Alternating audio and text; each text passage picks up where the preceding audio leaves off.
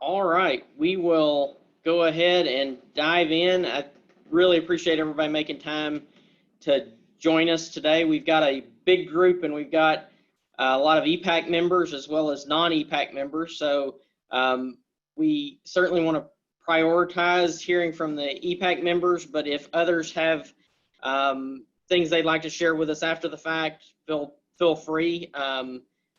We're definitely happy to hear your input, and we've got time before the board meeting as it relates to board items and other things. So please definitely feel free to reach out. We'll try to prioritize the conversation for EPAC members. Thanks everybody for joining us. This had originally been planned to be our in-person Ed Prep Advisory Committee meeting, but for obvious reasons that didn't happen this year. So we appreciate those of you who've been able to make time to join with us this way, and I think it really helps us cast a broader net of folks in the room to participate. Just as a quick reminder, I want to let everybody know that this meeting is being recorded. This was a request of EPAC several meetings back, and we've been recording and posting these EPAC meetings. So just wanted everybody to be on the same page about that as we move forward.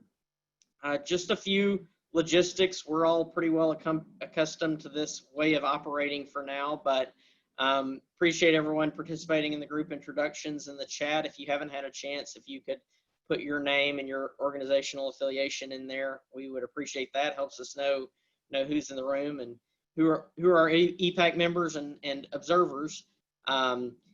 Really important to keep your microphone muted unless you are speaking.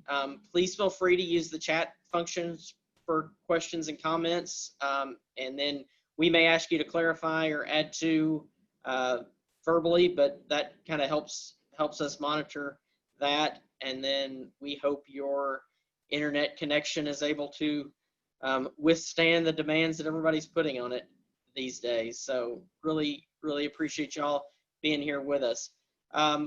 Wanted to start, as we have the last few meetings, with COVID-19 related updates and feedback and an opportunity to discuss there. Several of the questions that we had submitted in ahead of time were related to this in one way or the other, so we've tried to incorporate that within the respective spot there. Additionally, given the July 31st special meeting of SBEC, we've added that content into that section as well.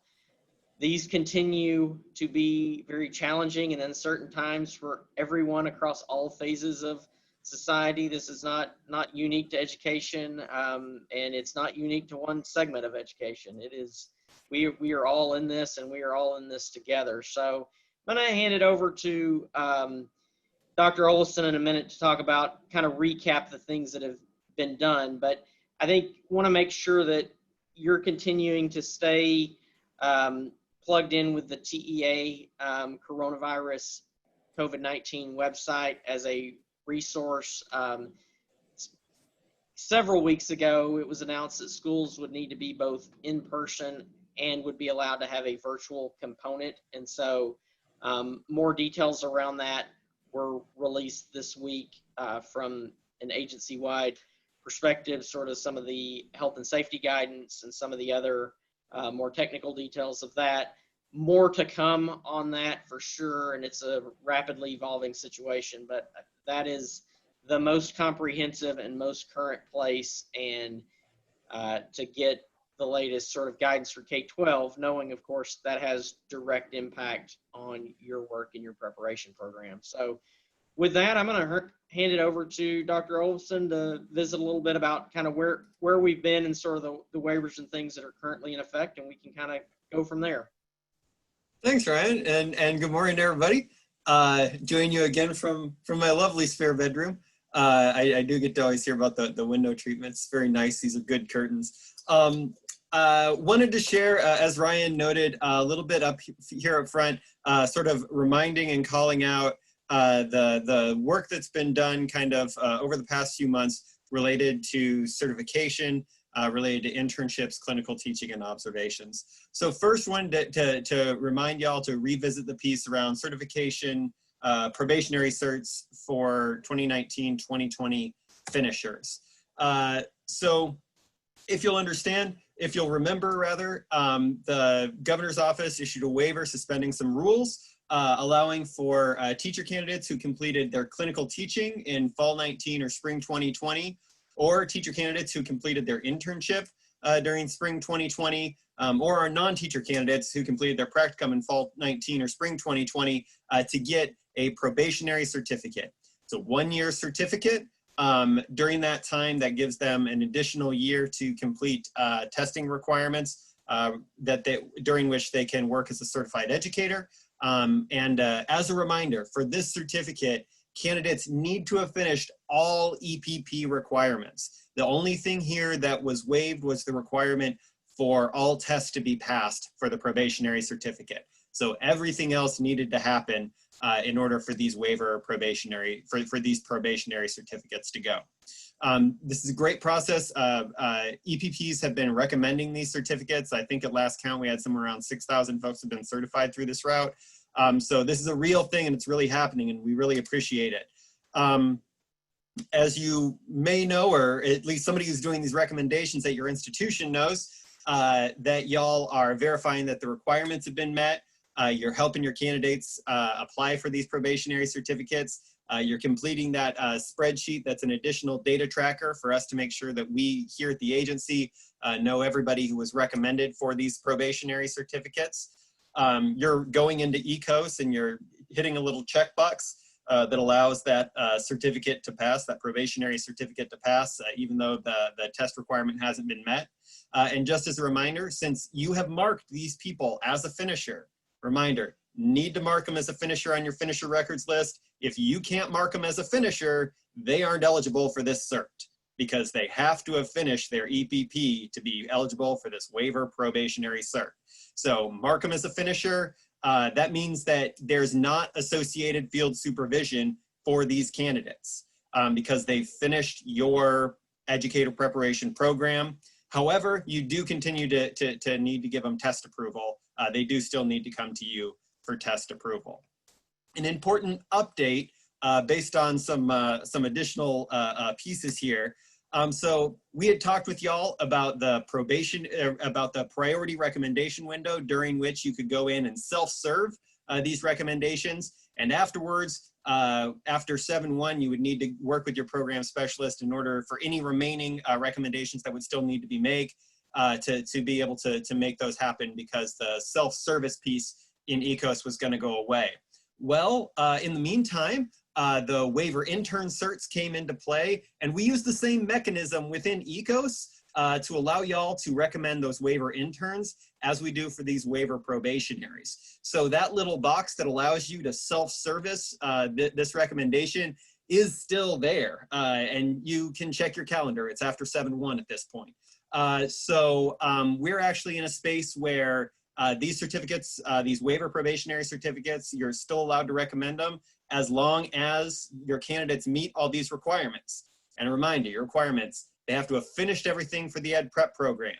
They have to have done their clinical teaching in fall 19 or spring 20, or completed their internship in spring 20, or if it's a non-teacher, they need to have done their practicum completed their practicum in fall 19 or spring 20. So they still need to meet all those requirements. But because of the need to keep the technical piece open for the intern certs, you can still go in and recommend self-serve the recommendation for these waiver probationary certs. So although we did have a priority recommendation window and we thought that at the end of that, the technical piece was going to change because of the waiver intern certs, additional waivers from the governor's office. That's not the case. And so you can still, as an ed prep program, go in and self-serve the recommendation of these waiver probationary certificates. Again, you're responsible for making sure that the candidates are eligible for these certificates and that they've finished everything in their educator preparation program prior to you recommending these. But that option is still there. A reminder around ongoing test approval. So you still need to provide test prep, test recommendations for your candidates. STR will still come into play if candidates don't have certs prior to 12/30/2020. And their certificate is one of those that that requires the STR. And as a reminder, we are pursuing rulemaking with the SBEC that'll allow completers who have these probationary certificates to not be included in the pass rate for 2020/2021. So you do need to provide them with test approval, but they won't be included in your pass rate for 2020/2021, the folks on this cert. So that's a reminder about the waiver probationary certs, with the one update that you can still self-serve these recommendations in the system. The next one I'd like to remind everybody about is the intern certificates for the upcoming school year. So intern certs for 2020/2021. These are folks who will be completing an internship in 2020/2021. So as written, interns, to get an intern cert, you have to pass your content pedagogy exam. That's what's been waived. So candidates can, if they meet all the requirements for admission, all the other requirements for an internship, but they haven't been able to challenge that test or pass that content pedagogy test, you can go ahead and recommend them for the intern certificate. Again, all other internship requirements remain the same. Yes, you have to do field supervision with them. Yes, they have to be placed, their certificate has to match their placement. They have to have a placement in a school, the whole thing. So all of those things remain in place. It's just that they don't have to meet, they don't have to pass the content pedagogy exam prior to y'all recommending an intern cert for them. Important to note here, this waiver did come with a deadline that these certs have to issue prior to October 1st, 2020. That's a hard cutoff because that was where it was in the system. So this is really for candidates right now who are going to be interns walking into the classroom. If they aren't starting their internship until after October 1st, 2020, they're going to have to meet the testing requirement. That's the way that the governor's waiver was written. And so we're following that. So these folks need to get on their waivers and have those certs issue prior to that. Also important to note, related to internship placements, internships, practicums, clinical teaching, the requirement that they had to be in quote unquote actual school settings rather than in virtual school settings, that has been suspended underneath the governor's waivers, right? So if there's a virtual teaching and learning that's happening, a synchronous remote type of thing, internships, practicums, clinical teaching can happen in that setting under the current waivers. Again, all other requirements remain the same. And all of the supports that are necessary and are required remain the same. A little bit about the responsibilities for recommendation. Again, there's a spreadsheet. Y'all identify your internship placement. You have great experience doing that in prior years. Same stuff applies. You'll help your candidates apply for these certs. Nothing changes on the candidate side, right? They go in and they apply for an intern cert just like they would have previously. You're going to fill out a different spreadsheet. Again, we need to be able to keep track of those people on our end. And you're going to recommend it using that little box within ECOS. But these folks, because they are completing an internship, this is their internship. So yes, you do still need to provide the field supervision support that you give interns in any other year. And of course, you still need to provide them with test approval. What that looks like right now for our interns. So right now you are, if you've got folks who are going to be doing internships in the fall, you're working with them and with districts, you're identifying internship placements, you're reviewing their eligibility, you're going and talking to those districts about the requirements that y'all have for supporting the interns that are in their schools, right? Those are communications that y'all have had in the past, and those communications, keep having those because that's part of supporting candidates through their internship, right? Candidates apply for their certificates, you recommend them, you fill out that intern certificates recommended under the governor's waiver report, which is a spreadsheet.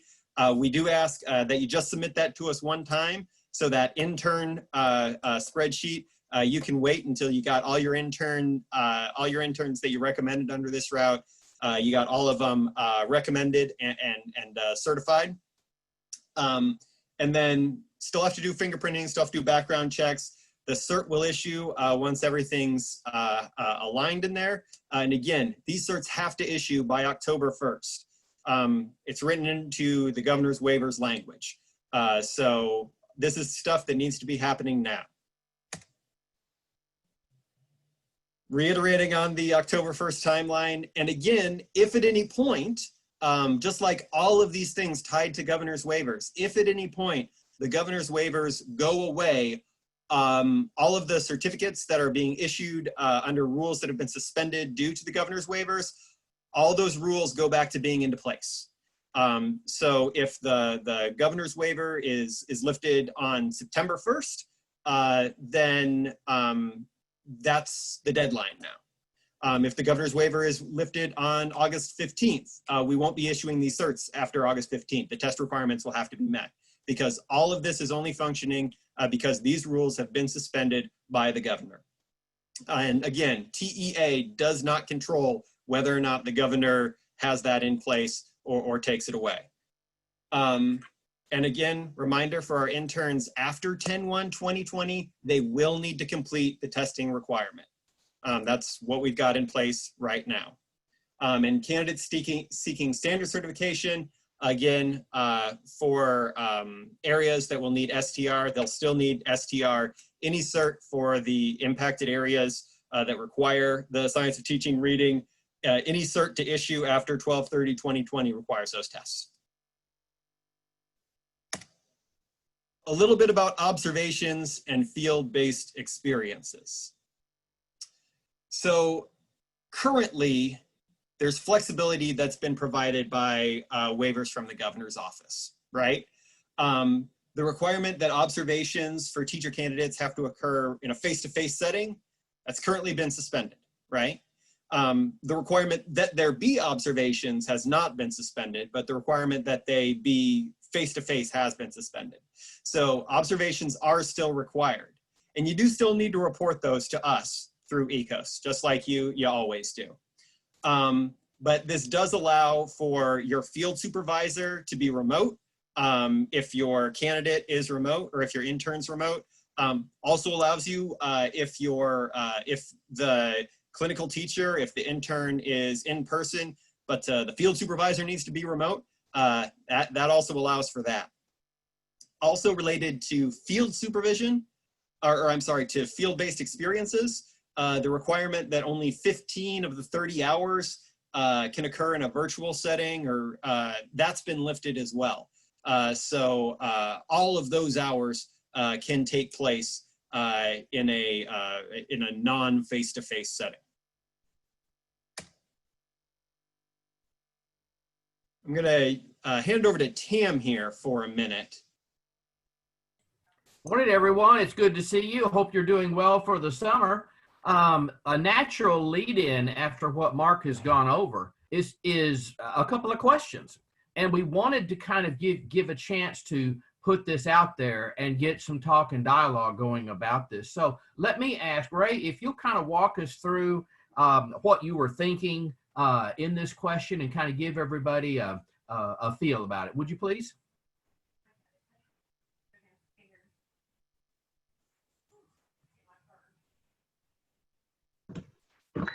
Good morning. I think my question more was along the lines of us being visitors and, you know, the consideration of if our field supervisors are going to be considered visitors and not allowed on a campus.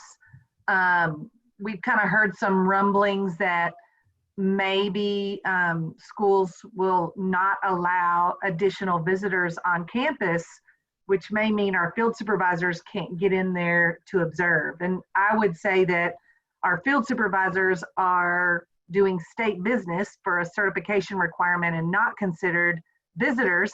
And we need some communication to go out just so we can have those assurances that they will be allowed on campus to conduct those observations in that face-to-face settings, because that is our first choice, is for our field supervisors to see the environment and to be in there and do a face-to-face observation. Okay, with that said, then let me couch a little bit of the discussion this way. If I was still in a program, I would be asking myself, how do I normally do this in normal times? How do I talk to the campuses about field supervision, field supervisors coming out to the school? And what would I do? What would I need to do in terms of communicating with them? And when would I need to do that? So let me just give y'all a chance to kind of talk through, because this whole piece about how are you thinking about getting the field supervisor logged into, say, a virtual classroom to observe. This is something that we really need a chance to talk across the table with you and give everyone a chance to kind of, what are you thinking about so far? How, what have you already set up and put into practice going forward? And let's just take a minute and let it, I mean, that the whole purpose of having a advisory group really is to get some group think going. What are you hearing in the field about how we can go about handling this from a program level? This is Patrice Warner. Really glad we're getting a chance to talk about this. We've been putting some things in the chat about it. We're really, we just didn't hear anything for a long time, but this week, kind of everybody coming back from to the districts after the fourth holiday, we're now starting to get info, and we're hearing we may not be able to place any student teachers. We may be able to take far fewer than we ever have. And of course, we have a lot at Texas State. And then some have even said, we will accept them, but only if they will assist with the remote teaching for the group of students that are doing remote work. And so we're like, at first we were like, well, okay, that's still a placement. But then we realized that some of our districts remote means very low tech. It means they're not in the school building, but they might be doing packets or, like hard copy packets. That's still considered remote to them because their students and families don't have access to internet or devices or things like that. So we're starting to see this picture that's quite frightening, honestly. And it's really just started coming into play this week. So the requirement, and I guess this is a question, the requirement that the observations could be done remotely, but they have to be done synchronously, won't work perhaps for a number of students who are doing the remote teaching, and it's not synchronous learning. So that's kind of the context that we're seeing, and we have student teachers in many different areas of the state, not just in Central Texas. Let me jump in on the synchronous asynchronous thing, because other than grades K through 2, districts will be required to do synchronous remote instruction. Okay. K through 2 may be asynchronous, but I don't think it's going to permit sort of the packet thing, or that schools will be funded for the types of packet-driven activities that we saw back in the fall. So I think districts are still trying to get some clarity on that, and I know more and more is being put out on that, but I think some of those types of activities won't be allowed, but only in, I believe, K through 2 will asynchronous be allowed as the primary delivery mechanism. Well, I have real concerns about that too, though, because then you really have set up an equity issue there. If the only people who are allowed to not come into a school building are those who have the capability in their homes, and the districts who have the funding to be able to do synchronous learning. So I know that has nothing, those decisions do not have to do with y'all, but I needed to say that. Yeah, and I think for districts to get their asynchronous plans approved or to be able to do synchronous, they will have to provide the technology and infrastructure for students or ensure they have it and that they can access the curriculum that way. And like you say, we're not very deeply tied to that, but that's definitely stuff we can fall in on more. Let me go back to the question of, like, I think we've got two questions here. There's sort of a question for all programs as it relates to field supervisors and having access, and then there's the question for our traditional programs about our clinical teachers even going to be allowed on campus. So I think it's helpful for us to hear what y'all are hearing. This is Beth from UT Austin. I would just echo what Patrice just said. It's hard because this is evolving so rapidly, and we thought we were okay at the beginning of the summer, and then just last week we met with our largest district, and I think, based on that conversation, that it's fairly likely that we will not be able to place clinical teachers in school buildings because they're making decisions about how many bodies can be in a classroom, how many of our actual district staff can be in the building. And so the idea of adding additional bodies, the other piece to that is that the people making those decisions aren't the student teacher placement people. You know, they're not the people that we're working with, they're the school board. And so we have, in our program, we have what we call interns, but it's the field-based experience prior to student teaching. So we've made the decision on all of those. There's 2 semesters of that.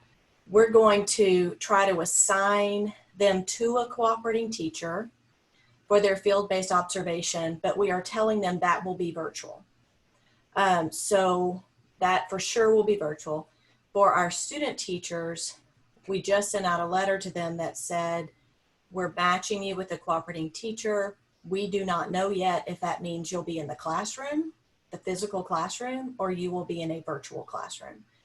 But we are trying to deal now with thinking about the really probable reality that our student teachers will be in a virtual classroom.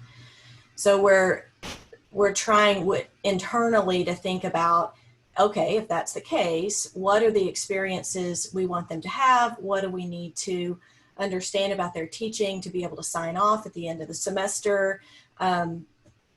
What sorts of resources do we need to provide them? We're investigating like videos of exemplary teachers, ways to sort of supplement. But I do not have much hope at all that our student teachers will be in classrooms. So the field supervisor question for us is really secondary. Like, we're thinking field supervisors will be virtually observing a virtual setting, right? So when they're teaching virtually, the field supervisor will be in there too, watching. So we're going to have to adjust. I understand that for if you have an internship model, they're the actual teacher in there, so that I would assume they're going to let them into the school building, but maybe not. So we're just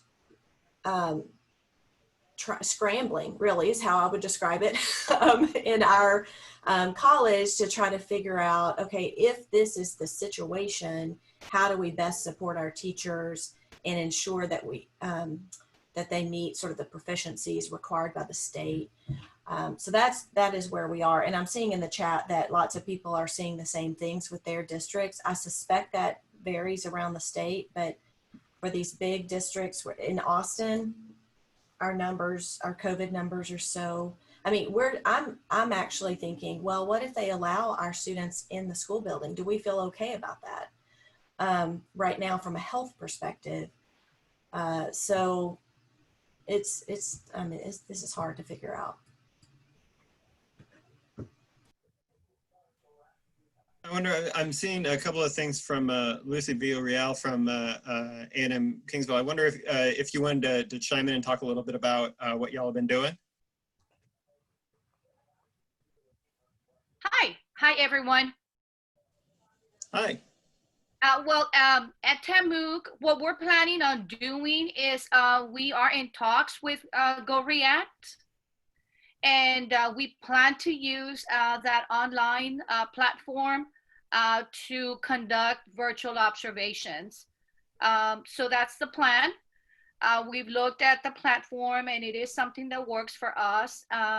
We have also been in talks with individual school districts and just talking about what would work best for our students, their students, their cooperating teachers. So we've done that in combination. We've looked into Go React in combination with talks with our school district, but that's the way we plan to go, mainly virtual observations using Go React.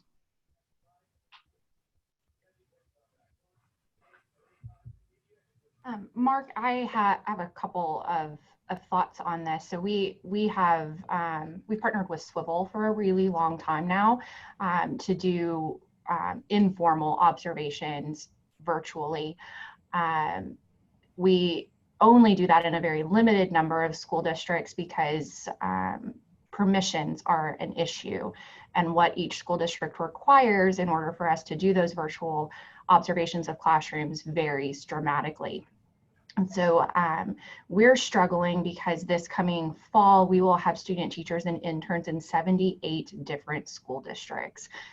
If the placements go like we originally thought they would at the beginning of the summer, because we have so many students, and it's not practical for us to establish virtual observation protocols with 78 different districts and then communicate 78 different plans to our students. And so we would really appreciate something going out to school districts from the agency about virtual observations first being allowed, because traditionally they're not. And then second, what the legal ramifications are from that, because every school district's legal counsel gives them different advice on that. Some of them require parent permission from every single student in the classroom, and then some of them say no, because this is an approved observer, they're an agent of the school district, we don't need that permission, and that varies widely, everything in between. So from a program that has experience doing these virtual observations, I think it's going to be important that the state have a unified response in what's expected, especially from the legal perspective. Thanks for sharing that. That's something we can definitely look into. We'll definitely look into it. I'm not actually sure that a statewide approach is possible, but I think at least statewide recommendations might be possible. But we can definitely look into that, because I think it's definitely a local control sort of thing is how they do their handbooks and their permissions are handled in there. But it's definitely conversations we can have internally and that we can have with TASB as well. Thanks, Ryan. Let me just ask, along with Zach, I want to make sure that we're able to give you a chance to address your question and maybe what your thinking is about this, and let some others chime in as well, because these are very interrelated questions. Yeah, thanks, Tam. It really piggybacks off of Ray's question. I've been visiting with her, been visiting with some other programs. What we're hearing from our districts is the idea of letting a field supervisor in is going to be a pretty big ask. And so they are viewing field supervisors not as a representative of TEA or of the program, but as a true visitor. And so with that, I kind of wanted to, the recommendations have been great. The chat recommendations have been good. What's your propensity? Do you think that an asynchronous option would be available? And the reason I ask that is for some of our rural districts where you might have an issue with streaming a live synchronous observation can be limiting. And so I know I listened to testimony and you had asked for asynchronous observations and the board didn't move forward with that. Is there still an option to have that provision available to programs in opportunities where they just don't have the internet bandwidth and quality that other larger districts might have?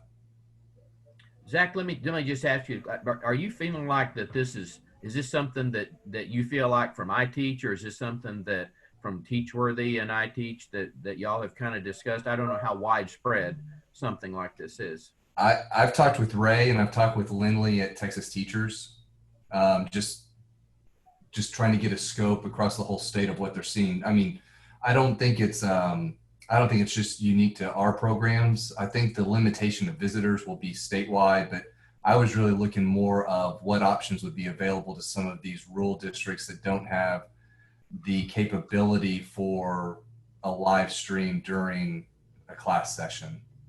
Yeah, Zach, I'll add to that, because like I said, we've been doing virtual observations for a long time.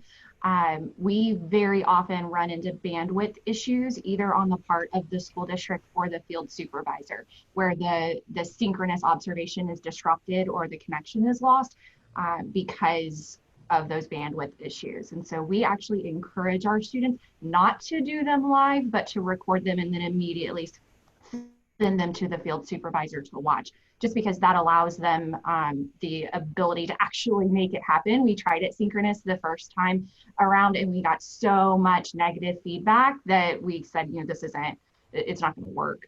And so we've actually gone to asynchronous observation. So I'm kind of nervous when we try and do synchronous observations this fall, that we're going to run into exactly the same issues. I mean, bandwidth hasn't been solved in the last 2 years. Yeah. Can I ask a quick clarifying question? For teaching and learning that's happening in a virtual space, is it the same worries, or is this really if the teaching and learning is happening in the physical space and then streaming out of there? Is there a difference based on how the teaching and learning is happening? Sort of the considerations? For me, yes, I would, if instruction is taking place in a face-to-face setting, but our field supervisors aren't able to be in that physical setting, that's where I think the issue arises. I agree. If the district has the bandwidth to do the instruction live synchronously, and then our field supervisors can join whatever platform that is, then I have less of a concern. But if they're trying to do the teacher's teaching face-to-face and they're trying to join on, you know, whatever the student is able to come up with, I think that becomes more of an issue. I mean, we've all lost Zoom meetings over the last 5 months because of issues. So I definitely see that being a problem. And then I wonder a little bit, again, people who might have some experience with doing some recording versus streaming, if there's differences in if in working with districts around privacy and sign-offs and the rest, is there any difference that you guys see between recording and preserving an artifact versus streaming an artifact? Do you get any differences coming from districts in their considerations on that? We haven't seen any differences as far as the school district is concerned. Their children's faces are being streamed over the internet, and so they have protection responsibility there. We do, because we do recordings, it does go through a FERPA compliant platform, and so there are some protections there.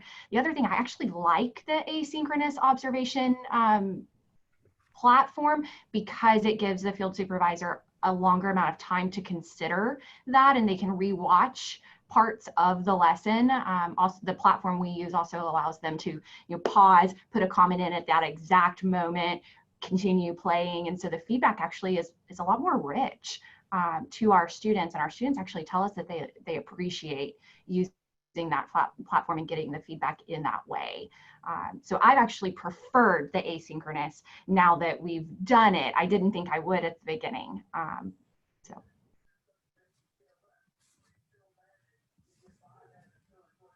We're hearing kind of some of the same people. Let me just ask, are other programs or other people attending this, is there any additional feedback on this that I mean, we really would like to hear because we're close to the programs that we serve, but we don't always know what the districts are saying, and there is a lot of uncertainty. And because of that, that's why we wanted to block off some time this morning and just say, okay, there's some calls we can make, there's some calls we can't. the issues where we can't require districts to do something, where we don't have the grounding and rule to do that. This is one of those. And so how can we inch up to what as practitioners, what we can do to try to move forward in a way that gives us some sense of well-being about how, and I appreciate, by the way, I wanted to say, I made a note, I appreciate everybody kind of keeping the guiding. I've had several talk about the candidate being able to demonstrate the proficiency, because that's really, really important, that you're able to say with a good degree of certainty, yes, this candidate did in fact meet the standards for the certificate being sought. So and someone, 2 or 3 people said that, and I appreciate you holding that up. Maybe some new voices, maybe some new faces we need to hear from this morning.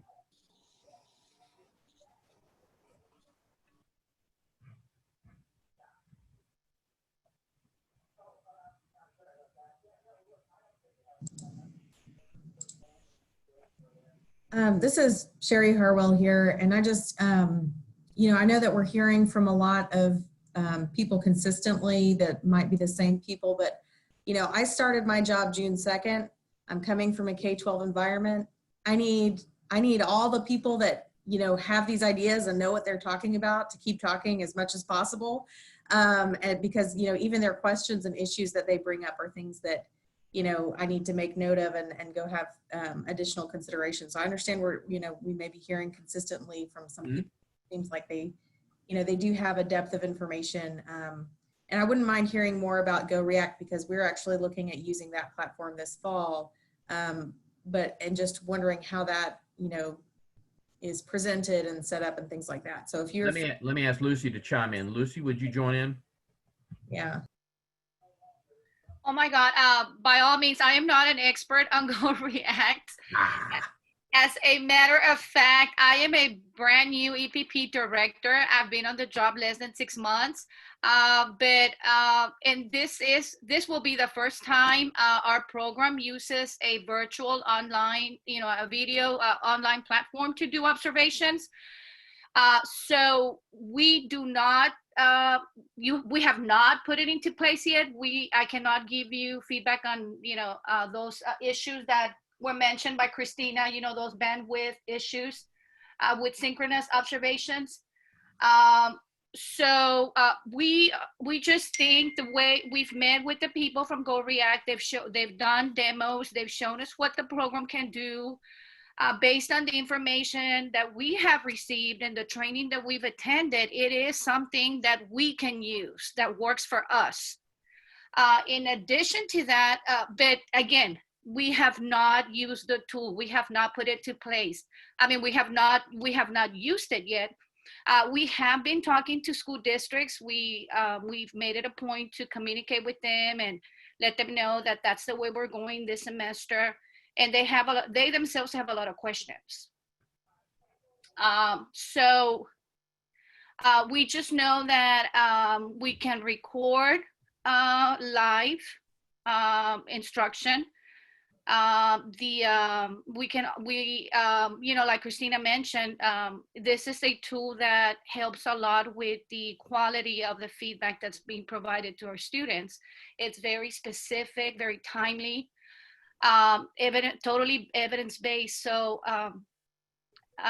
like I said, we have not used the tool, but we think it's something that can work. And the only way we would know if it works or not, if we try it. So that's our attitude, that's our approach. We like to listen to people who have already done virtual observations, such as Christina. So this is very helpful. So thank you so much for allowing us to, just bounce off ideas of each other. This is great. Thank you. But and I can provide you with contact information for Go React, and then you can visit with them and see if that's something that works for your specific needs for your students and your program.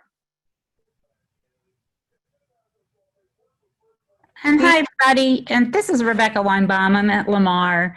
And I really agree with Zach's comment about using the observation post-conference as a coaching tool. You can stop at a certain time and with the post-conference, ask the candidate, what might you have done differently here? What other directions might you have gone to make it more inclusive? I mean, there's so much richness to being able to have that asynchronous video and as a learning tool as with the post-conference.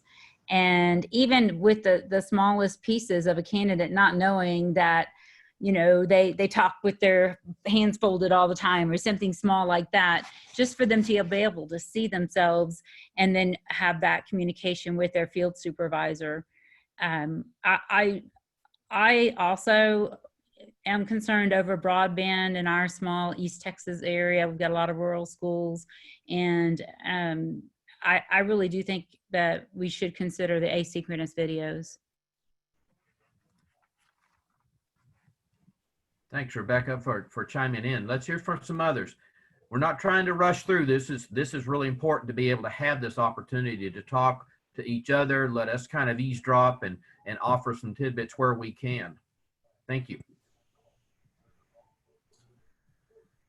Tam, this is Donna at Texas Tech. We've been doing face-to-face and recording for about 5 years now. We use a program called Swivel because it records directly to the cloud, so we don't have storage issues. So we're prepared to do synchronous or asynchronous, whichever way that we go. And as far as school districts, you know, we have the Lubbock urban area, and then we have so many rural districts around us, and we have MOUs with all of them that support us in the recording of students, and they know about our Swivel accounts and the security that's provided by that. Many of the rural districts that we're talking to have already prepared to increase their bandwidth. They've received funding to work on those type of things. So at this point, we're not really concerned about it, but I think anything can happen, and we just need to be prepared for anything. Well, the chat is I'm trying to keep up with the chat and make sure that I'm able to see who's talking. This is pretty amazing. This is one of the richest resources that I have seen on chat, and this is certainly going to be is certainly helpful. I know we need to move on. Mark, let me hand it back to you. I'm going to go to look at what's coming up in 228.1. I'm going to continue to go through. Please continue to add to the chat, because just because we're shifting off doesn't mean the conversation, the ideas cannot continue to populate that chat room. Mark? Yeah, thanks so much, Tam. Because I do want to address, you know, I again, to echo Tam, I really appreciate the rich conversation, the sort of solutions focus that folks have here, sharing tools, sharing approaches. I think it's really exciting, and I think that we can, you know, look for opportunities to share out on this chat, because this is completely transparently, this is how we're going to solve problems, is by folks who are out in the field collaborating, talking, identifying solutions, identifying what doesn't work, and really problem solving. So I really appreciate this, and I'm glad both Ray and Zach, thank you for raising these questions to get this conversation going. And I do think that this is right where we need to be. I did want to follow up a little bit regarding the related rulemaking, because this has come up. We've kind of addressed it and talked around a little bit, but I wanted to take a look specifically at what it is that we're looking at. So to allow for stability through 2020, 2021, SBEC did engage, had a special meeting. We met briefly as the EPAC prior to that special meeting. So we did talk through some of these issues. I just wanted to resurface them to make sure that we all had an idea about what was going on. And as Ryan noted previously, is that there will be a special meeting July 31st, again, specifically about this piece. So this piece won't be at the July 24th meeting. The opportunity to talk about this and for the board to do rulemaking on this is at the July 31st meeting. So again, what this item is it allows flexibilities if schools are operating in virtual or non-traditional settings for our clinical teachers, for internships, for practicums, and allows for these virtual observations. It's been limited to address 2020-2021. And it retains these quality expectations that we all have for programs, and it doesn't impact testing. What it does specifically, and again, we talked through this previously about a month ago, is that it allows for actual school settings, authentic school settings, to both be interpreted as campuses that are using a virtual setting, and face-to-face settings to also allow for, again, the way that it is written is the synchronous virtual settings. So where these words come up again is that, oh, I haven't been advancing the slides because I paused my sharing while we were having a great conversation. I apologize for that. Thank you for the folks who chimed in on me. So this again was the rule text. And then actual school settings comes up related to internships and practicum experiences.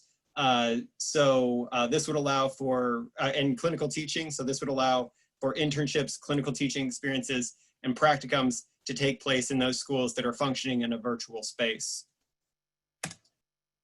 Authentic school settings, that phrase comes up related to our field-based experiences.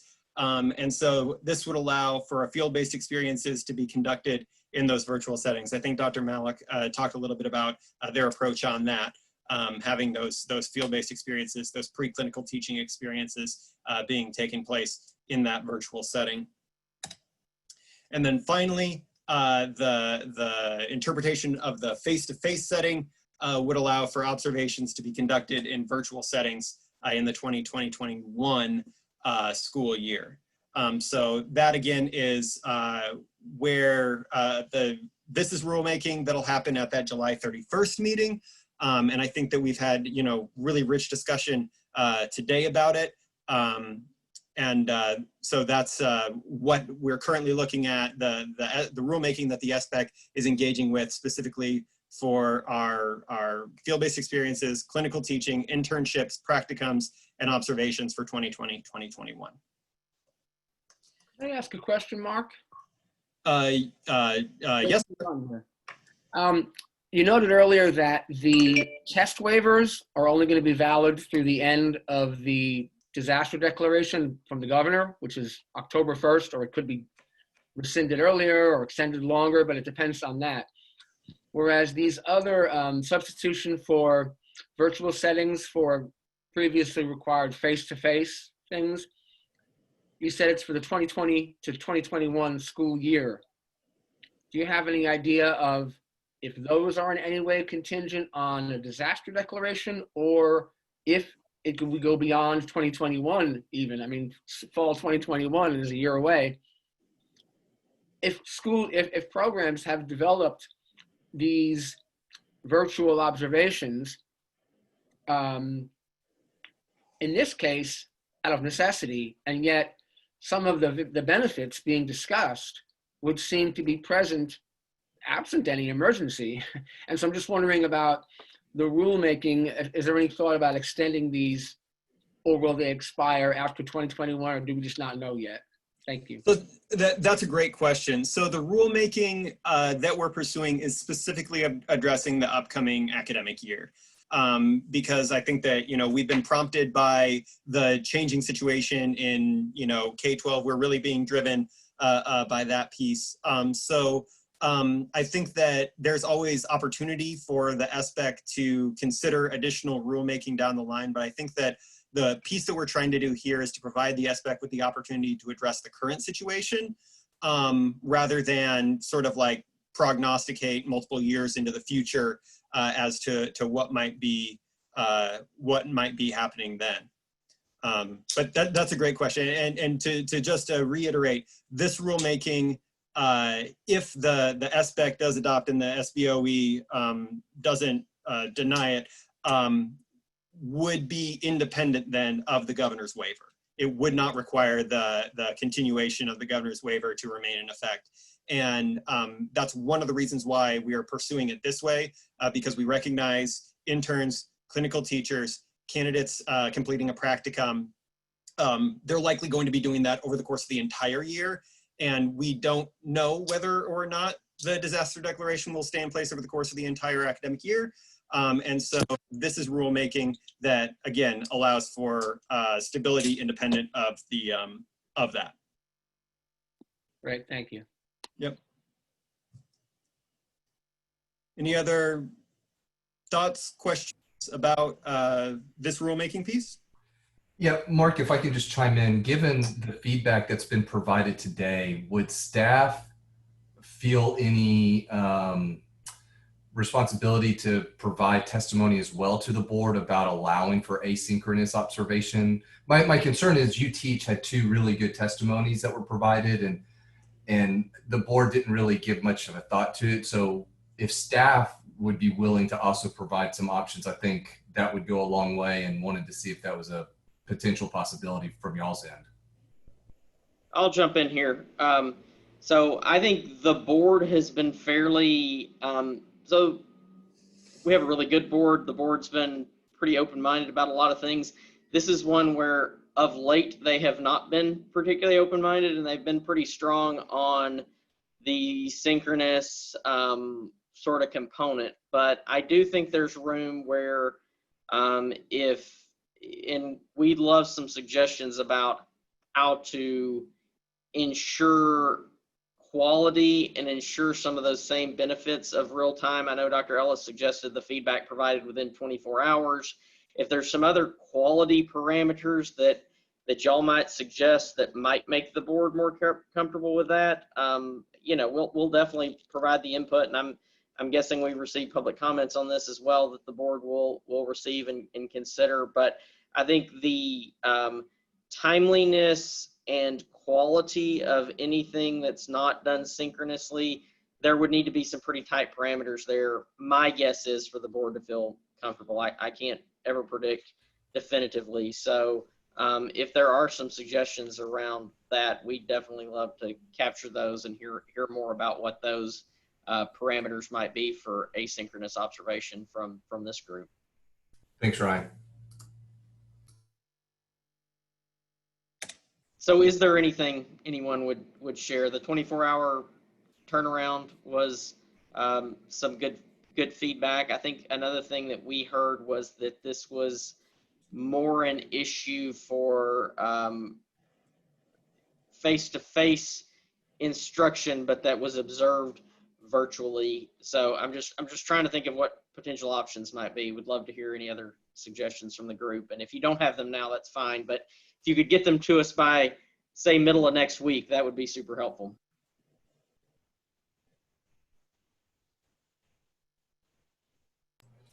Ryan, this is Donna at Tech. I think Christina mentioned this as well, is the ability for the students to tag the videos to enrich the feedback between the student and the supervisor is really strong. And then we also follow that 24-hour response. And if I can think of anything else, I'll certainly message you about it. But those are 2 really strong components. I just wanted to jump in with a quick question. This is about these students, not the clinical teachers, but the students who would normally, as part of their coursework, go out into schools to complete those 30 observation hours. I've had some people at various center coordinators raise concerns where they're concerned that the students that they would normally send into classrooms to complete those observations would be considered as unnecessary visitors by the schools, and they're kind of hearing that they're not sure that the school is going to want those people in the classroom.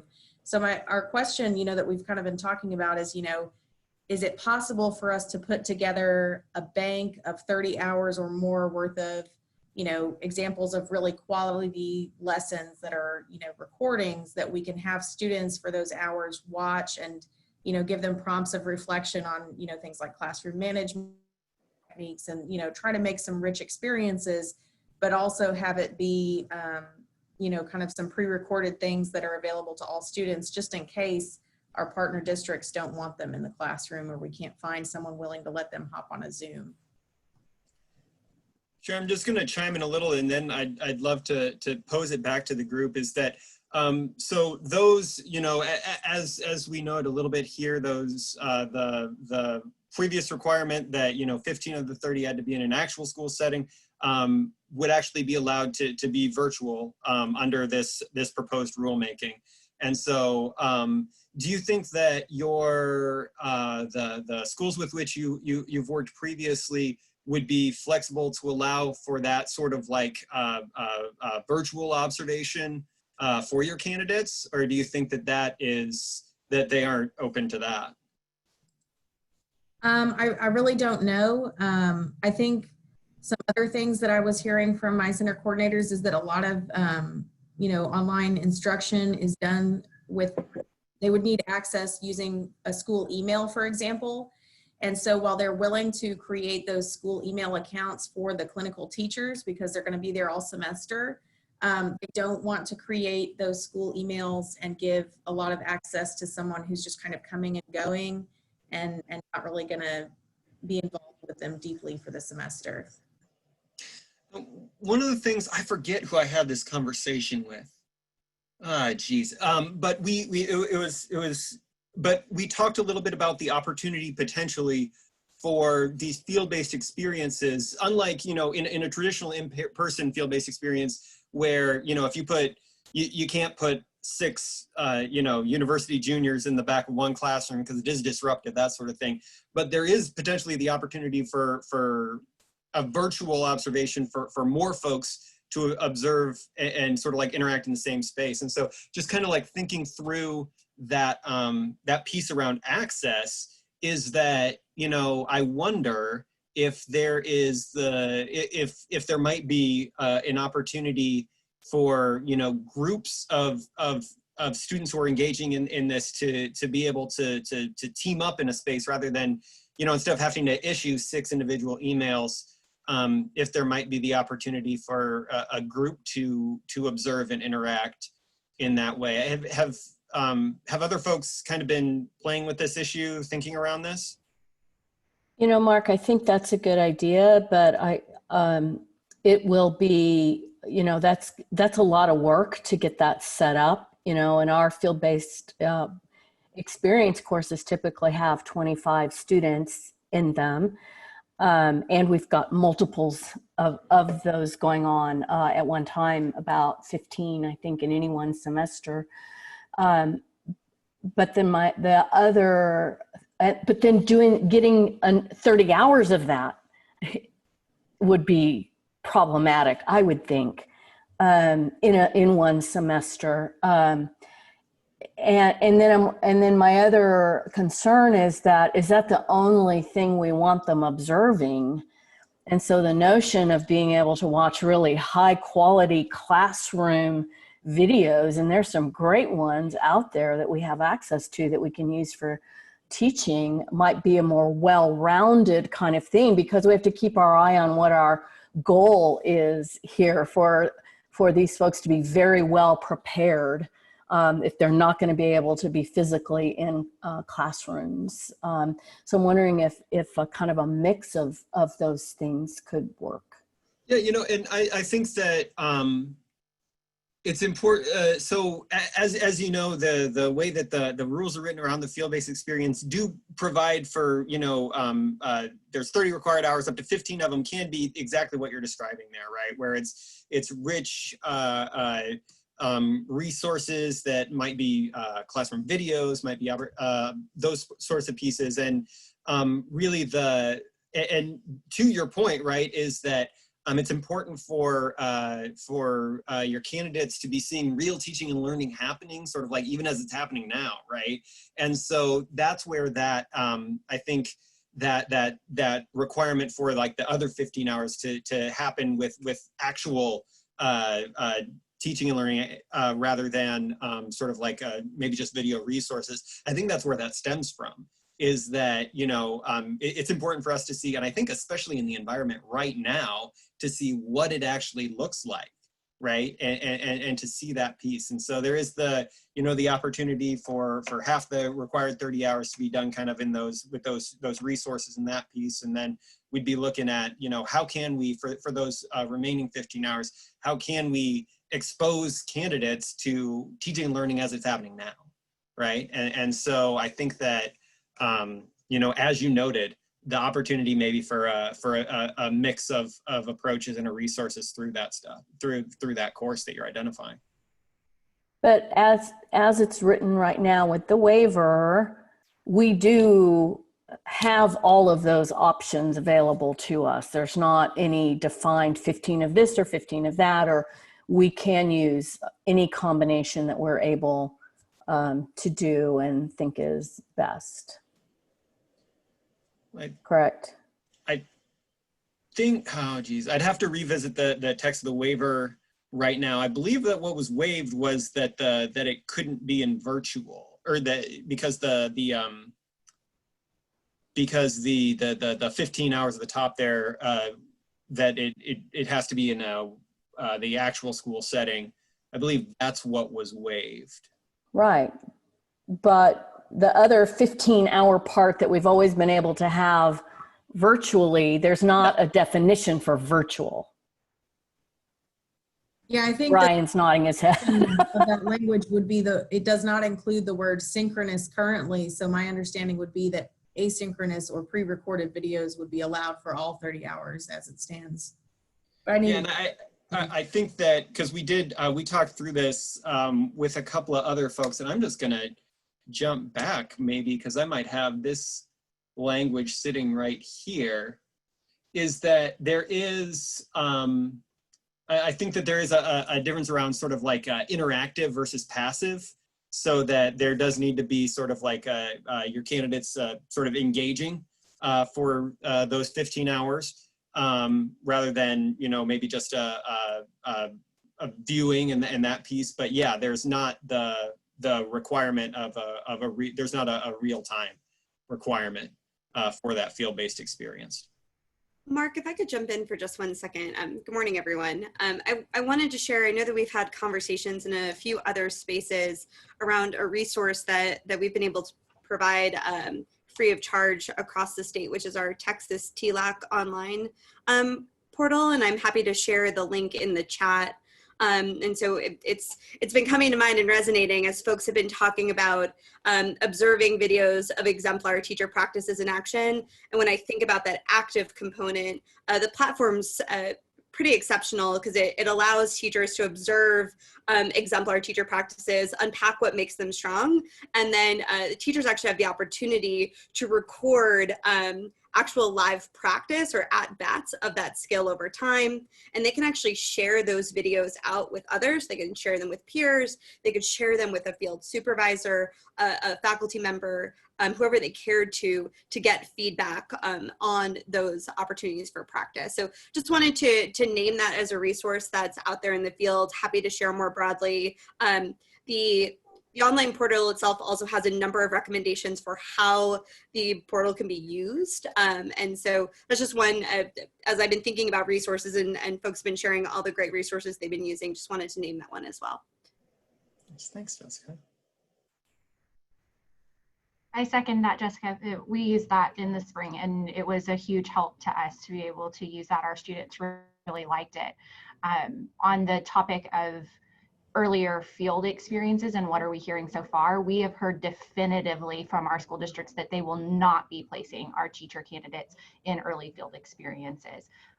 We typically do that in about 11 different school districts and none of them are willing to place our early field experiences, even partnering them with a cooperating teacher. And for them, to do virtual observations. For the most part, their rationale isn't that they don't have they don't want them on the school campus, but more so that they don't want to ask their teachers to mentor those students on top of asking them to learn to teach in a whole new way and to learn to work with kids in this environment and what is it going to look like when their kids all of a sudden disappear for 2 weeks at a time. So our school districts are basically saying we're drowning over here and we're just trying to figure out what to do to serve our kids. And so I'm sorry, but this semester we just can't take those early field experience students.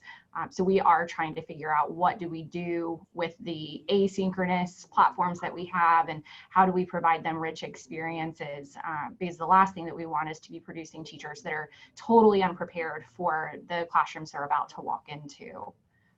So if anybody has suggestions for what to do in that situation, I'm all ears. I really appreciate you speaking to that, and I appreciate Donna's comment in the chat as well, because I think that's the thing we're struggling here with, the recognizing we are in a historically unprecedented set of circumstances, and the way Commissioner Morath keeps talking about this on the K-12 side is the notion of a public health crisis creating a multi-generational public education crisis as well, and sort of the long-term impacts of, potentially certifying teachers who've never actually been in a classroom or taught in a classroom, and sort of the ramifications of that. And I think those are, as we think about where SBEC's coming from, that's what I hear from them and the concern I see from them, and sort of the thing that keeps a lot of us on this call, I'm guessing most of us on this call, up at night, is that quality of preparation and really setting those folks up for success or failure based on the quality of their experiences. So appreciate that. Let me jump in for a moment. We worked with Fay Lee and the Texas Association of Community College Teacher Prep Programs to make sure they had some connectivity problems. There was something about the emails that we had to work with TLAC to be able to get them access. Once we were able to identify what the problem was, we worked with all of the community colleges that have EPPs to be able to access those resources. And we did that back in March, toward the end of March of this year. If you have connectivity issues with TLAC, let us know, because we're pretty seamless with that group, and they will be very helpful if you run into that problem.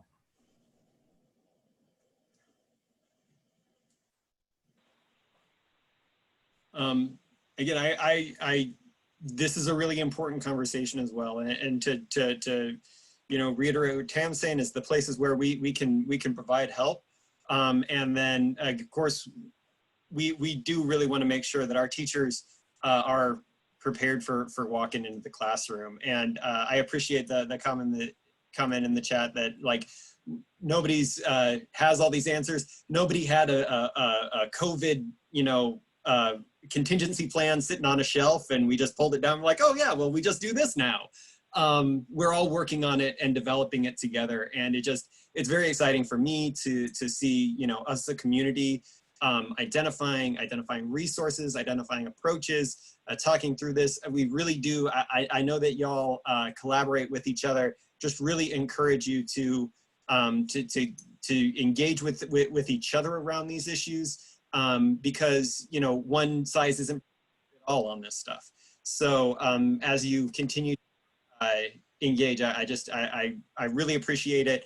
We can provide answers to the questions that we can answer, and then we really appreciate your, again, interactions with each other and identifying what you can do.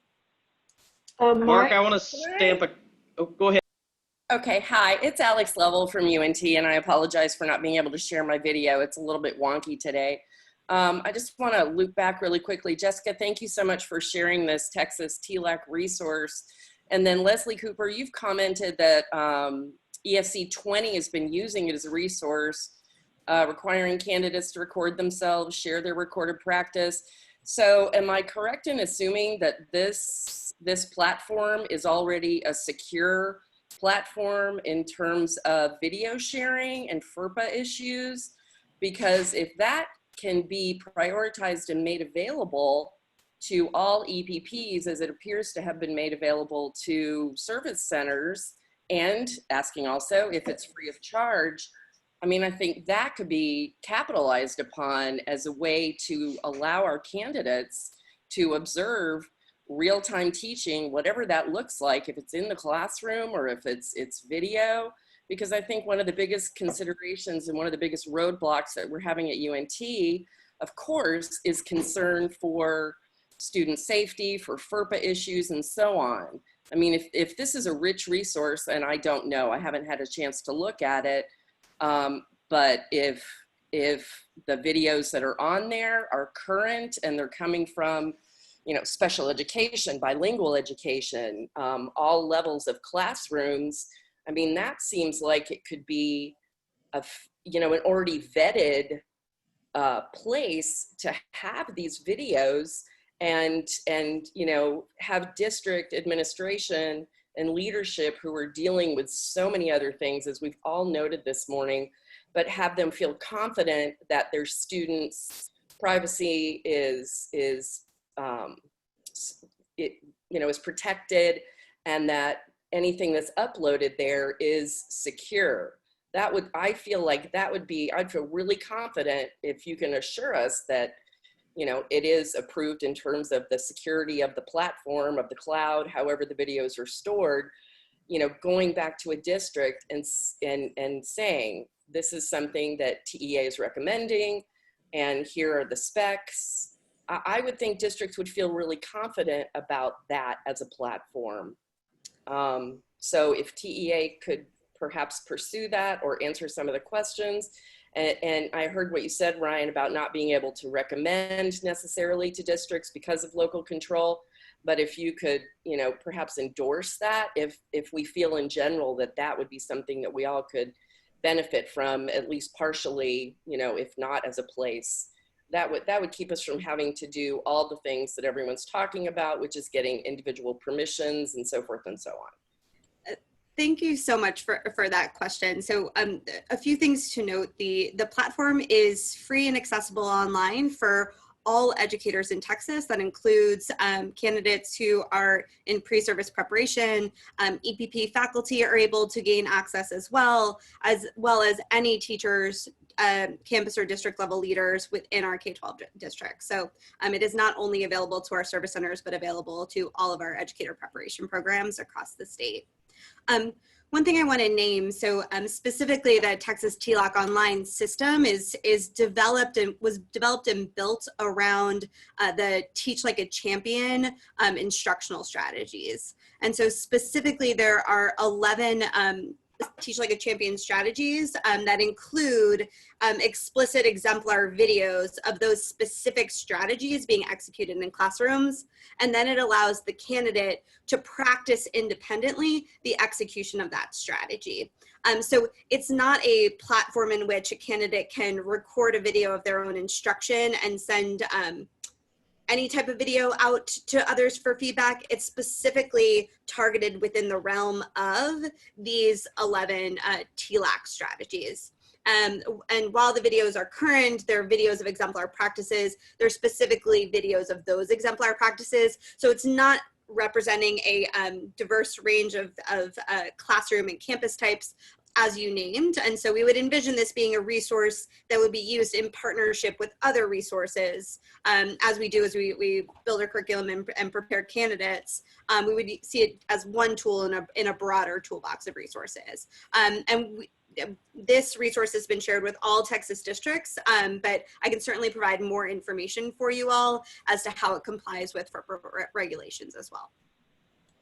Okay, that would be really helpful. I mean, it sort of begs the question for me, is there a way, I mean, if this is a platform that has been vetted and meets FERPA compliance, is there a way that TEA or somehow, I mean, it makes me think of EdTPA, and I know that with EdTPA and with videos that are uploaded, those are on the EdTPA server. Would it be possible for TEA to, create, I know money is a huge issue, but fund, some platform that is universally shared like this TLAC? And I heard what you said about limitations and just, what the types of videos, Jessica, but where future teacher candidates could upload videos, have a secure cloud server that would be approved and recommended to districts. And I'm not a tech person, so I may be asking for the moon, but I just think that would solve a lot of problems, because a lot of our questions seem to be around the very critical issues of student privacy.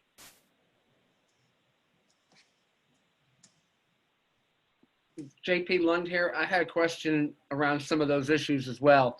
Because I heard earlier someone, forgive me for not remembering who it was, saying that with regard to cameras in the classrooms, every district, of course, I'm the attorney here, so that's why I come up thinking about this. Every district has their own, or every campus has their own attorney, and they come up with all different opinions about to what extent and how and for what purposes cameras can be allowed in the classroom, because the state law is pretty clear in general about recording classrooms not being permissible without parent consent from all the parents. And so I'm not sure exactly what legal loophole, for lack of a better term. I mean, I've had these same questions about EdTPA. Someone just mentioned that as well.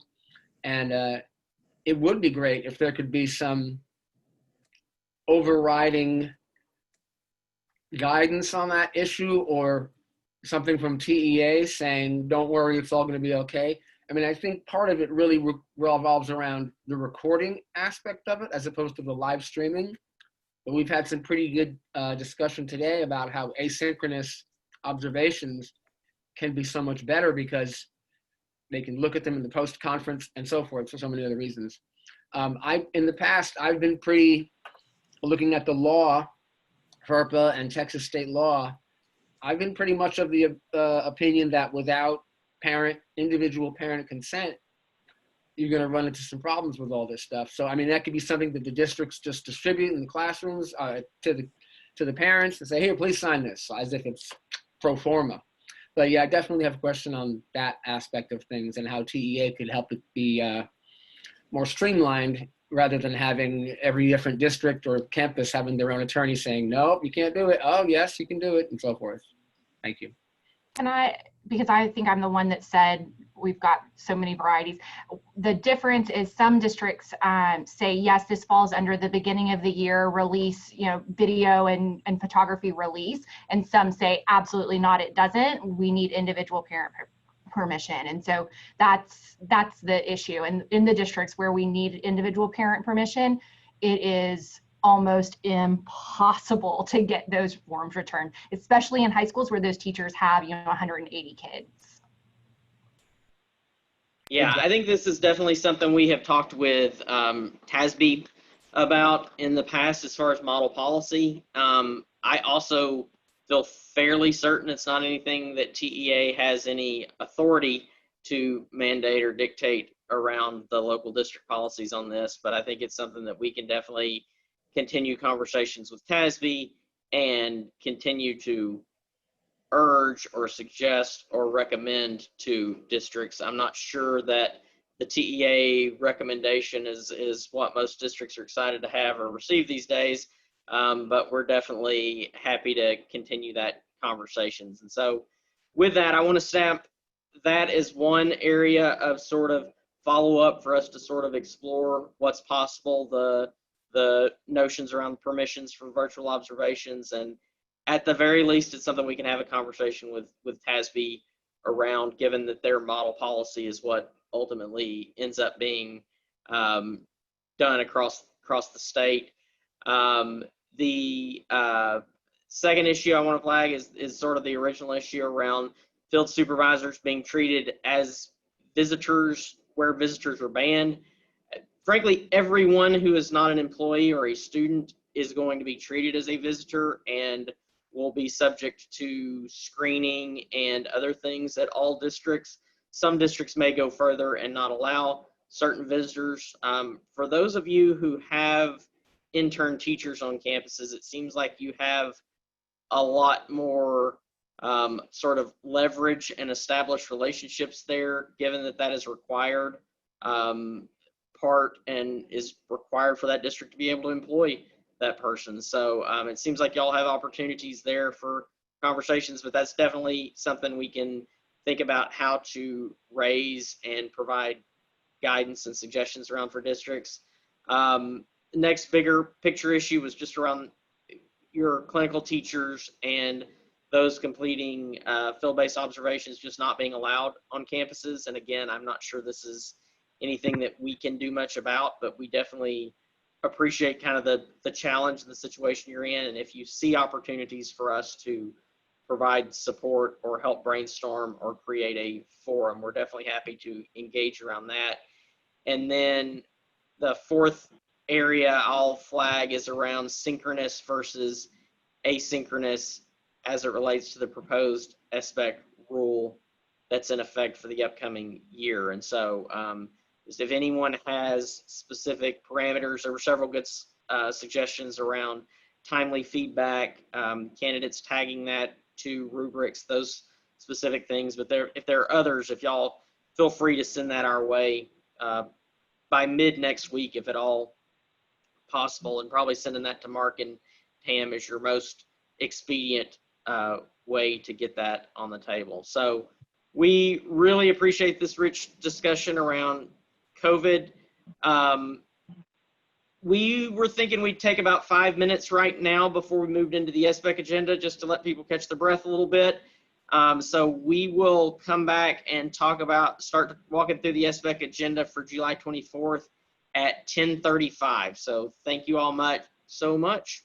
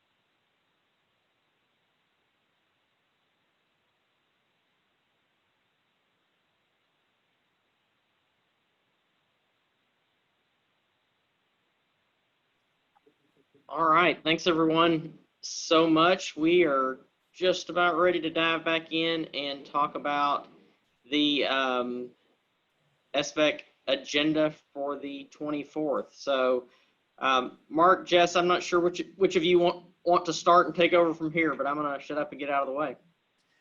Thanks so much, Ryan, and welcome back, everybody. I've got control of the slides, but I think that Jess is going to talk to a number of things up here up front. These are the items that we're going to share with you today that we think are of interest. You'll notice there's a number of adoption items here, and then proposal and a couple of discussion items at the end. So with that, I'll go ahead and I think let Jessica speak to stuff. Thanks, Mark. I appreciate it. So as Mark shared, there's a number of items that are moving towards adoption at this upcoming SBEC meeting. And staff will be proposing the board's adoption of replacement certification names that are certificates that are impacted by the House Bill 3 Science of Teaching Reading requirement.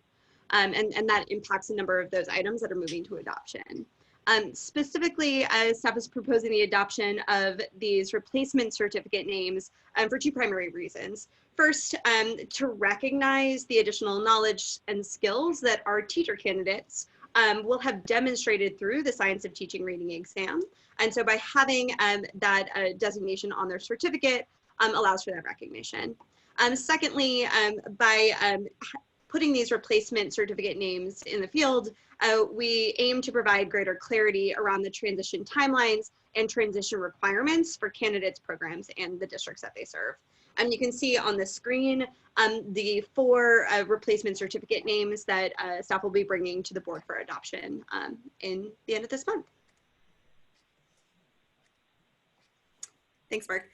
As we move to implement these replacement certificate names, there's a ripple effect across a number of chapters. So specifically, Tim will be back on in a little bit to talk about chapter 227 and how the implementation of these replacement certificate names impacts our PACT chart. So we'll be updating that PACT chart to include the replacement certificate names themselves and the associated PACT exams. In chapter 228, we provide clarification on how to add these replacement certificates to an EPP certificate offerings. I'll be back for chapter 9, talking about how, for item 9, talking about how in chapter 230, we'll be adding the replacement certificates themselves and the required certification exams, including that STR exam into the testing figure. In item 10, which is chapter 230, we'll be adding the replacement certificate categories to the categories of classroom teaching certificates. In item 11, which is chapter 235, we'll discuss how we have reorganized the STR standards to ensure that they apply to all teachers who teach students in grades EC through 6. And then finally, in item 20, we'll be able to share with the board updates related to our communication with the field around the Science of Teaching Reading exam requirement. Thanks. So it's a big STR meeting for adoption. As Jess noted, chapter 227, the main work here is updating the PACT chart to include the newly proposed certificate names. I think there's 5. Is there 5 new certificates? 4 new certificate names, and EC3 is also going to be added to the PACT chart. So this is our opportunity to add those. It also removes an old 1-year expiration date on passing PACT. There's also an additional little bit of stray cleanup here. There is a stray "or" on page 17 that we will need to clean up just at the meeting itself.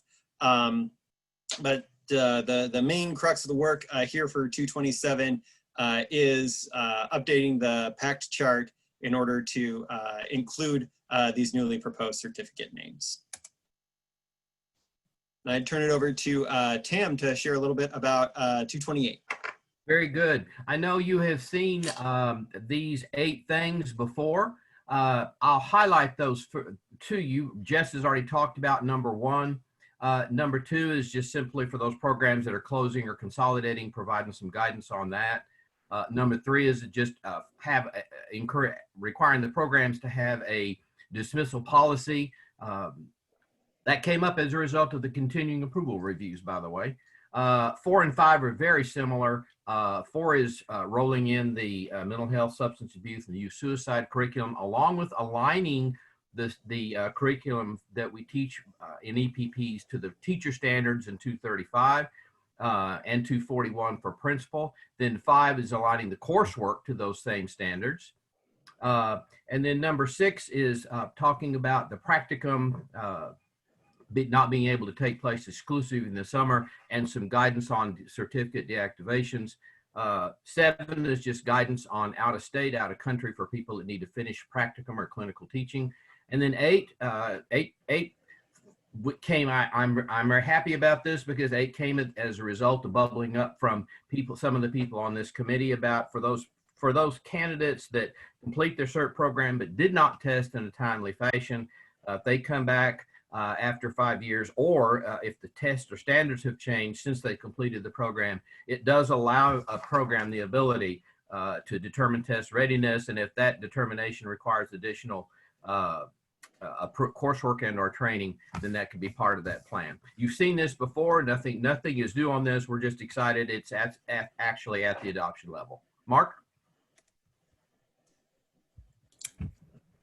Hey, Tim, it's back to me. So for item 9, that's our Chapter 230C adoption item.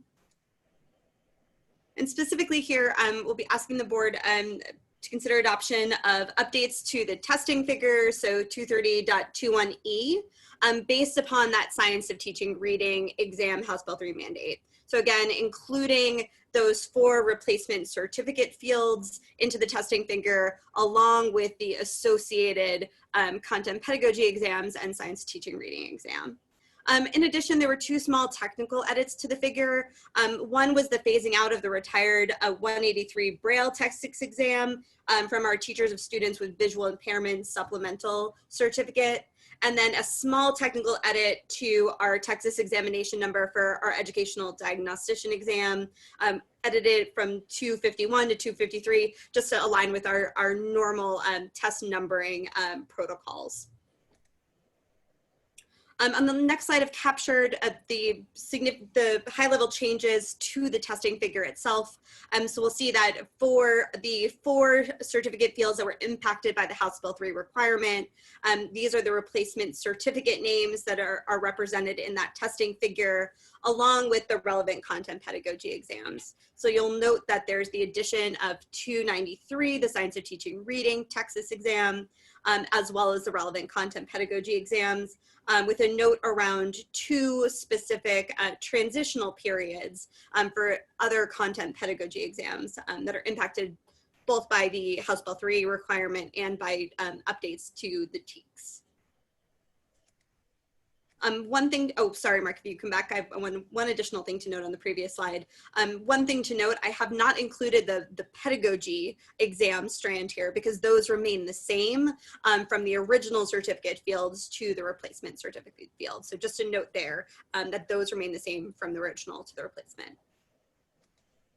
And lastly, as I had shared, there are 2 content pedagogy exams that are the transition periods are also being placed in are also included in the testing figure that's being considered for adoption. The first is our core subjects EC6 Texas exam that correlates with our core subjects EC6 certificate. Beginning January 1, 2021, a new 391 core subjects EC6 Texas will be available for candidates and can be taken for issuance of our updated core subjects with Science of Teaching Reading EC6. One thing I would like to note in this top chart is that our previous 291 core subjects EC6 will also remain active in the field for the entirety of the 2021 calendar year, allowing for a full year transition period between the 291 and the 391. We know that because of the special nature of our core subjects exams that allow for candidates to retake individual subtests. We wanted to ensure that no candidates were caught in that transition period. So want to note that there is a 1-year overlap for the 2021 calendar year in which a candidate is able to take either 291 or 391 for issuance of the new core subjects with science, the replacement core subjects with science of teaching reading certificate. With a note that as of January 1st, 2022, 391 will be the content pedagogy certification exam moving forward. Recommendation for candidates in the field would be those that have previously taken 291 and are looking to retake sections, potentially to recommend candidates to continue to pursue that certification exam into that 2021 calendar year. But noting that for first-time test takers, we would recommend that those candidates pursue taking 391 for issuance of their core subjects with science of teaching reading AC6, because the update from 291 to 391 is an update to the ELAR subtest of the core subjects exam, specifically to pull out duplicative content that is now assessed on the science of teaching reading exam. So note that that 391 represents ensuring that there's no duplicative content between our science teaching reading exam and our core subjects EC6, our updated 391. The second content pedagogy exam transition I wanted to highlight was related to our ELAR 4 through 8 Texas. So our ELAR 4 through 8 Texas is being updated to ensure alignment with the updated ELAR student standards.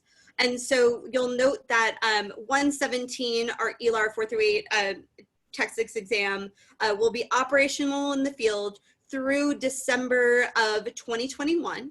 And so that exam can be used for issuance of the new ELAR with STR through December of 2021, but beginning January of 2022, an updated 217 ELAR 4 through 8 Texas will be in the field and will be the exam required for issuance of the ELAR 4 through 8 teaching certificate. Jessica, this is Veronica. Forgive me. Can you go back to the slide? It helped me understand. And I'm seeking clarification because the chart is outstanding. Help me understand that if a student takes the 291, I'll make up a student A, and all they're lacking social studies. They can't just take the social studies in 391 and earn a passing score. Is that correct? Can you help me understand that part, please? Thank you for that question, because I think that that's an area that we want to make sure that we're really clarifying for the field.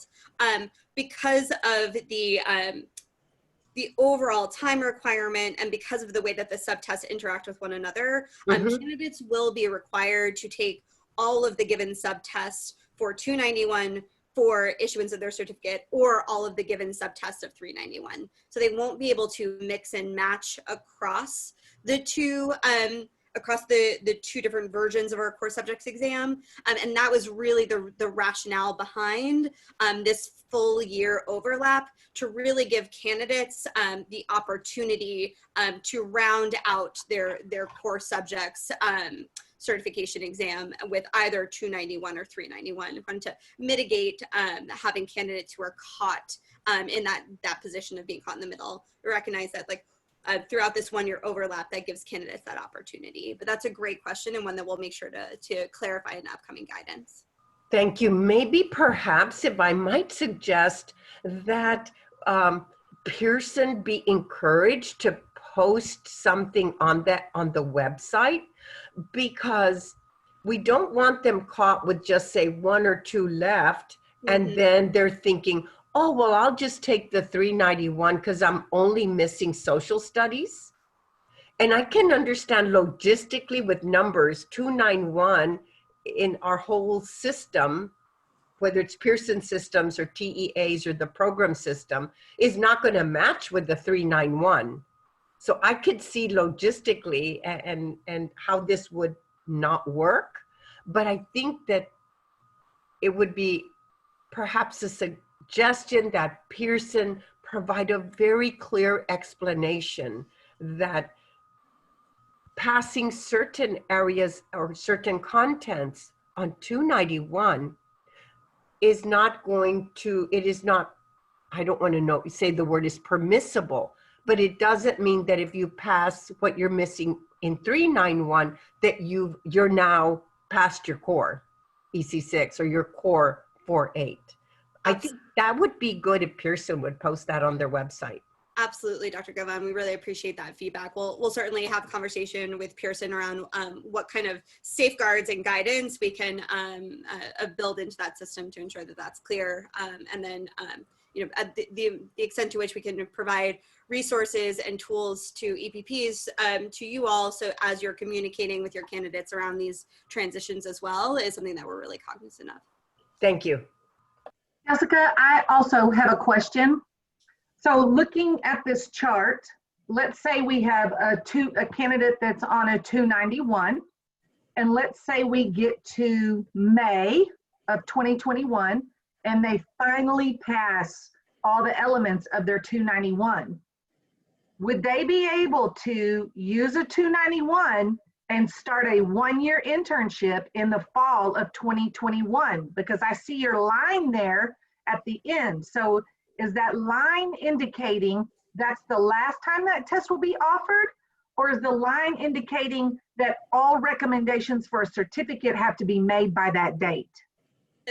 Thank you for that question. So I will pull up the exact date in just a second and put in the chat of the last date that the exam can be used for issuance of this certificate. I apologize for not having that on this slide. I have it on a different version of this slide. But knowing that if a candidate passes the 291 within the period in which the exam is operational, then they do have a window in which they can use that exam for certification. But I will go back and reference my rule chapter and put that in the chat. One more question, Jessica, forgive me. So does this mean that because we do so much tutoring, if a person has used all 5 attempts on 291, then they begin with attempt number 1 on 391? Technically speaking, yes. Okay. So because they are new exam numbers. It's a new exam number, correct? Mm-hmm. Okay, thank you, dear. Thank you all for those great questions. So good morning, everyone. I'm up next, and I have the presenter's dream, if you will, because I reap the benefit of being situated in the spot where the layout work has been done so beautifully. I don't have to repeat a lot of all this great news about this quartet of certificates that are STR related that we're adopting into Chapter 233. So you folks know Chapter 233 is our Categories of Classroom Teaching Certificates chapter.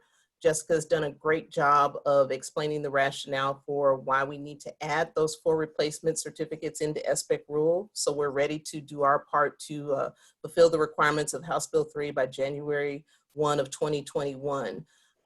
There is, again, we've had a nice conversation already about emphasizing the importance of deadlines for issuance of the 4 certificates that will soon stop being issued by SPEC, and we will issue those for core subjects EC6 and 4 through 8, the ELAR 4 through 8, and the ELAR Social Studies 4 through 8. SPEC will be able to issue those certificates for the last time, December 31st, 2020. And so we've taken some time to talk about the importance of getting your candidates through the process and submitting complete applications and recommending them by the deadline so we can get those certificates issued. Mark, on the next slide, this is just, again, a side-by-side, a comparison of what we currently have, those 4 certificates we've been talking about quite a bit. And then the column to the right is going to be those replacement certificates that have the addition of Science of Teaching Reading added to each of the certificate names. I think the next slide, if I have anything else, I don't. See, short and sweet. This is what the beauty is of where I was placed this time. Doesn't take a lot of words. During public comment, my item generated no buzz for public comment. So this one gets to be my Martha Stewart. It's a good thing to go ahead and get this into rule. And that's all I have for you guys.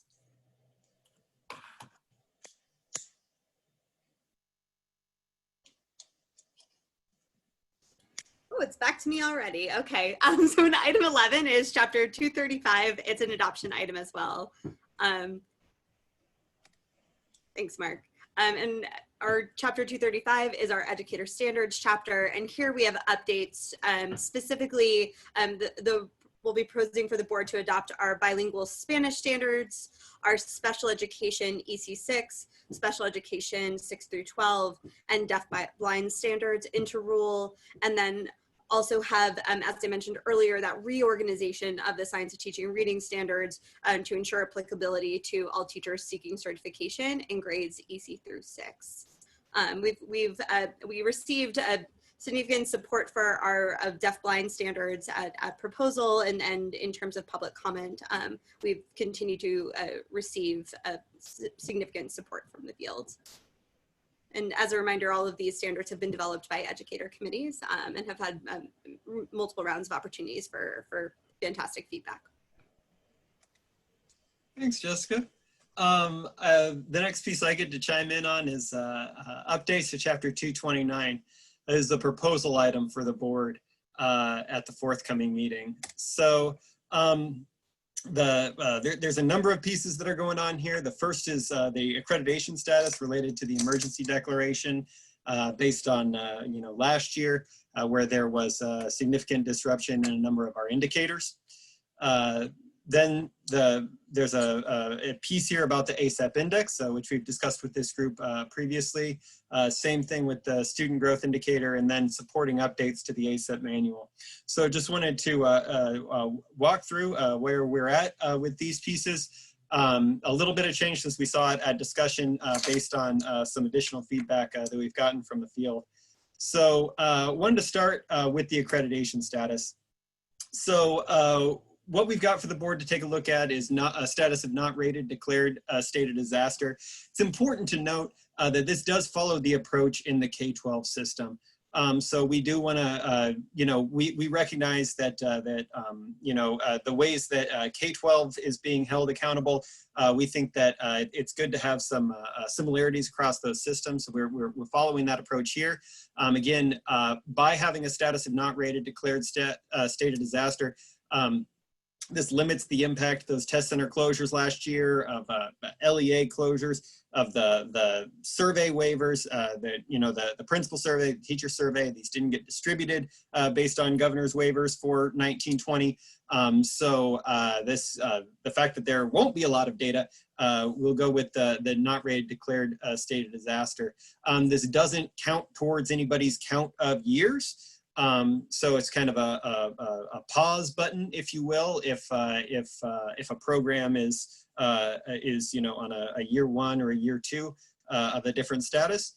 And again, here our data would be report only. So we will still get data back to ed prep programs that was generated last year to the extent that it was generated, but it wouldn't be used in the accountability system.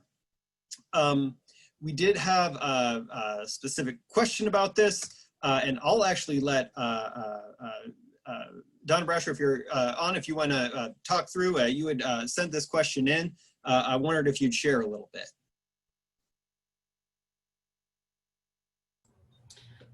Sorry, Mark, I had a dog emergency. I'm sorry. So, we really feel that it's important for our candidates to be in the classroom with children, learning to teach. But of course, we have some candidates who are saying, I'm fearful, I don't want to go to school.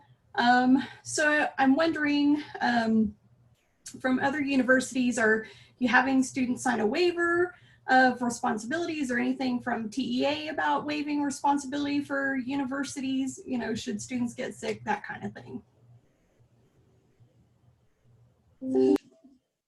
Thank you. And I think I misunderstood your question when you sent it in, but it's a very important question. I think we could take the time right now to talk about it. Were other folks encountering this piece around, so this is more of a personal accountability and that sort of stuff. Thank you for this question. It's an important question, and I'd kick that out to the floor if folks have thoughts, stuff that they're doing in these situations.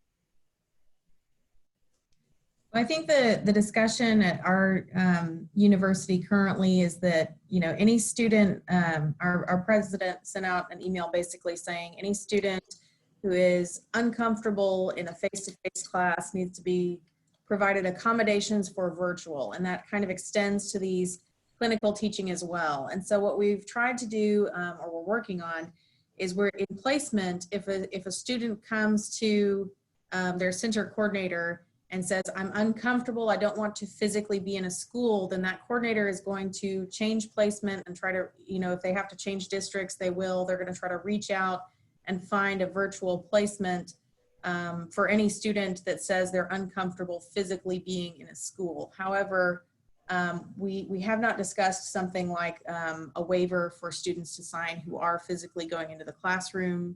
So that's something that would be interesting to hear more about from others who have talked about that.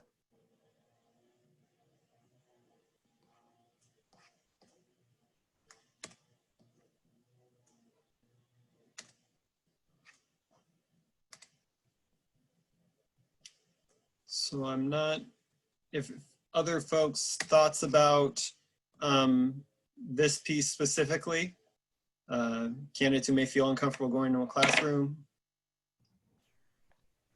Mark, I don't have thoughts on that. We're in the same boat. I think pretty much everybody's going to be. But I do have thoughts on what you thought the question was. So real quick before we do that, I want to make sure if there's any other closeout on the other piece. All right, so I do encourage folks to continue just as we did previously, collaborate, talk to each other as you are encountering situations and developing responses and all of those pieces.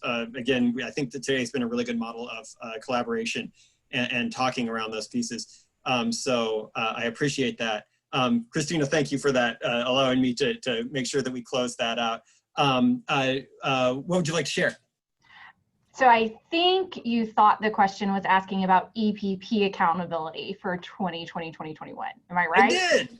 Okay, so because that is what we thought the question was, I am wondering what you guys are thinking about accountability wise moving forward, because so many of our indicators are going to be impacted by this, and data not being collected, and especially indicator 3 that we've been working on, and STAR wasn't done last year, and that's going to have ramifications for the years coming. What are we thinking accountability wise moving forward? I know last year's pretty much taken care of, but this next year is going to be odd too.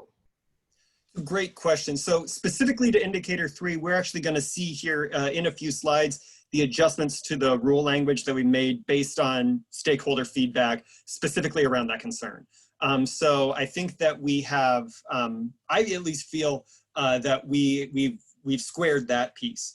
And then I think that, you know, thinking about there remains time for the SBEC to take action. There's this balance of, do we, and I think that these are statuses that wouldn't come before the SBEC until February 2022, right? And so I think that we're thinking about the SBEC continues to have opportunities to address this. We can't, educators will be taking tests. The requirements for standard certification haven't changed, right? At least as far as we know, we'll be giving all of our surveys. So the requirement that there be observations, even though the setting for observations haven't changed, but the requirement that there be observations has not been changed. So we're really looking at this as that, you know, a lot of these data will be generated, and there will be the requirements still in place, you know, 228 still there and all of those pieces.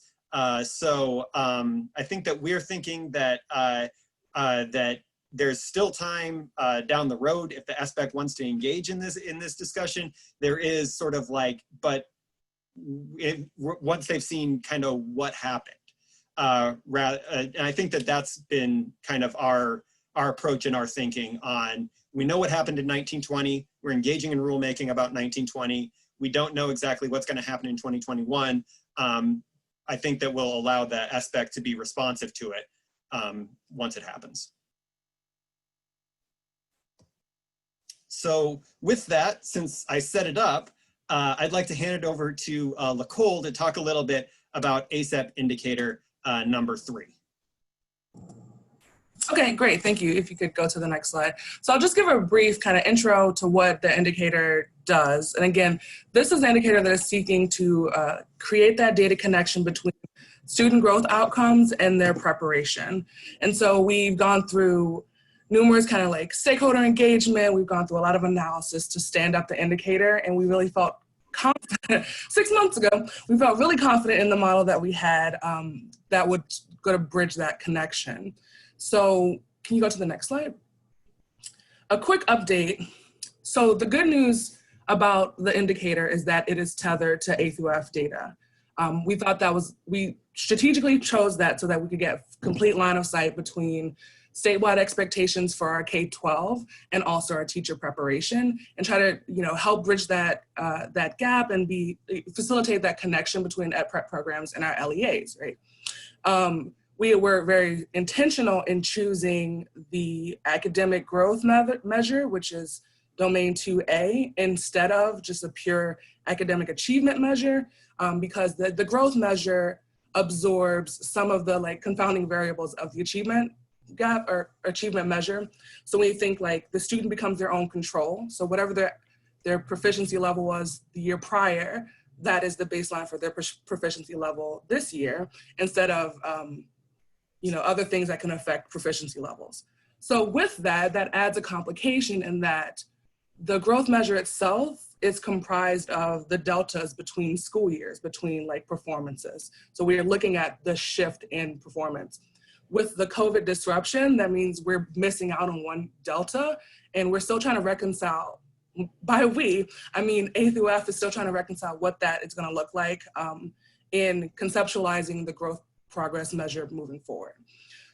We will be there with them to, absorb whatever changes they come up with. I know that across the nation, they're still trying to reconcile that, especially as it pertains to growth and achievement and testing in general. But the measure itself that we're interested in using will still be the growth, it will still be the progress, and we'll still be able to make that data connection once the data are set up.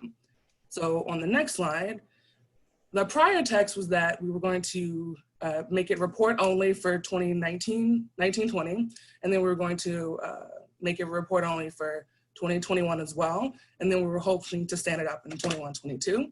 As you can imagine, with not only there being a disruption in the testing itself, but a disruption in the mechanisms to create a growth measure, we're going to have to shift our view of it. I'm advocating for us to continue moving forward with this, however, so that when the data are available and they're verified through A through F, we can be right there to give you the data back so we can understand a couple things. We can understand the impact of the disruption itself. And I think that's very valuable as just a continuous improvement tool for your community, for the ed prep community, and to get an understanding of what were some of the just the consequences of the disruption and how it affected teacher preparation, and if we can ascertain some of those changes. But then also, when the data are stood up, we have a couple of years of reporting, then we can start to make it actionable. But as it stands now, A through F has not reconciled what the growth measure will look like in the forthcoming year. There's a lot of really smart people figuring that out. And then we've changed the language to say the first 2 academic years for which TEA has the data necessary. So we can't give a specific year date, but that just gives us the range to make it actionable.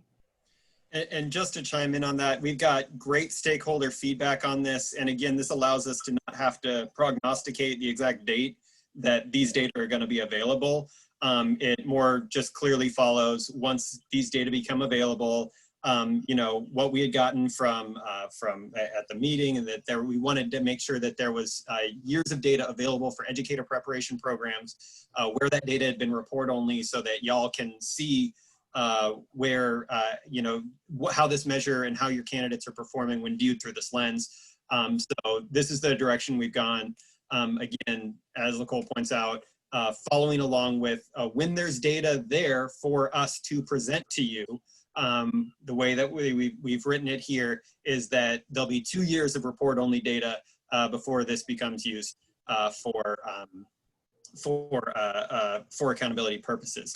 Additionally, once there is a model adopted by the SBEC, we will work on getting y'all data back from 1819 so that you'll be able to understand, you'll have a baseline. This is somewhat what Nicole was saying as well, be able to understand what did this measure look like prior to this disruption. Again, we want to make sure that we have a model before we give, that the SBEC has signed on to a model before we say, here's what the model says. And that's kind of the situation where we're in right now, but this is how we went forward with addressing the known gap in data that we'll have for this indicator. So the next piece is around our ASAP index. So if you'll remember, purpose of our index was to combine all the ASAP indicators into an overall system, introduce a little bit of flexibility into this system rather than a single cell model, provide additional transparency to the field. Had great work, great stakeholders. It's currently crafted that in 2020, 2021, ed prep programs would get the quote unquote better results of this new system and the existing system. So allowing for a full year overlap related to that. One of the things that has changed since we last met, you or someone you know might have been got to attend a stakeholder meeting, and coming out of that, we did get a lot of feedback from the field relating the weight of indicator 1B. As you know, if you're a member of the data working group, you know that we've worked on these weightings for quite a while, talking through, adjusting, weighing, with multiple rationales, and since we've had feedback kind of across the board related to this, and since these things have been the weights have been generated by the data working group and in conversation with other stakeholders, and since we know if you weight one less, you weight others more, that whole thing. So this was a recommendation of the plurality of the feedback that we got at that meeting, and so as far as going to the board. Going with a weight of 2 on indicator 1B, that is where we are planning on moving forward. That's the change that we made here. There was also a conversation around the accredited warned, accredited probation piece. We heard a lot more mixed feedback related to that.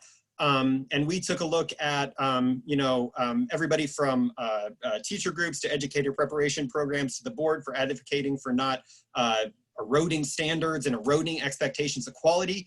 When we modeled this side by side, we keep with the old system, we see similarity of the number of programs that are on probation that fall into that category that are being identified. Really what this does is that this will, it'll shrink the number of programs that are accredited warrant with that status. So under the new system, the way that we've modeled looking at prior years, there would be fewer programs warned, the same programs kind of on probation, more programs with the status just of accredited. That is where we landed and what we'll be bringing to the board on the ASAP index.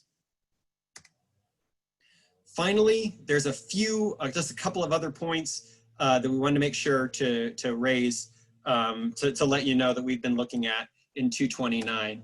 The first, again, we had gotten recommendations to update manual text to clarify what teachers will be included in indicator 3 as part of that population.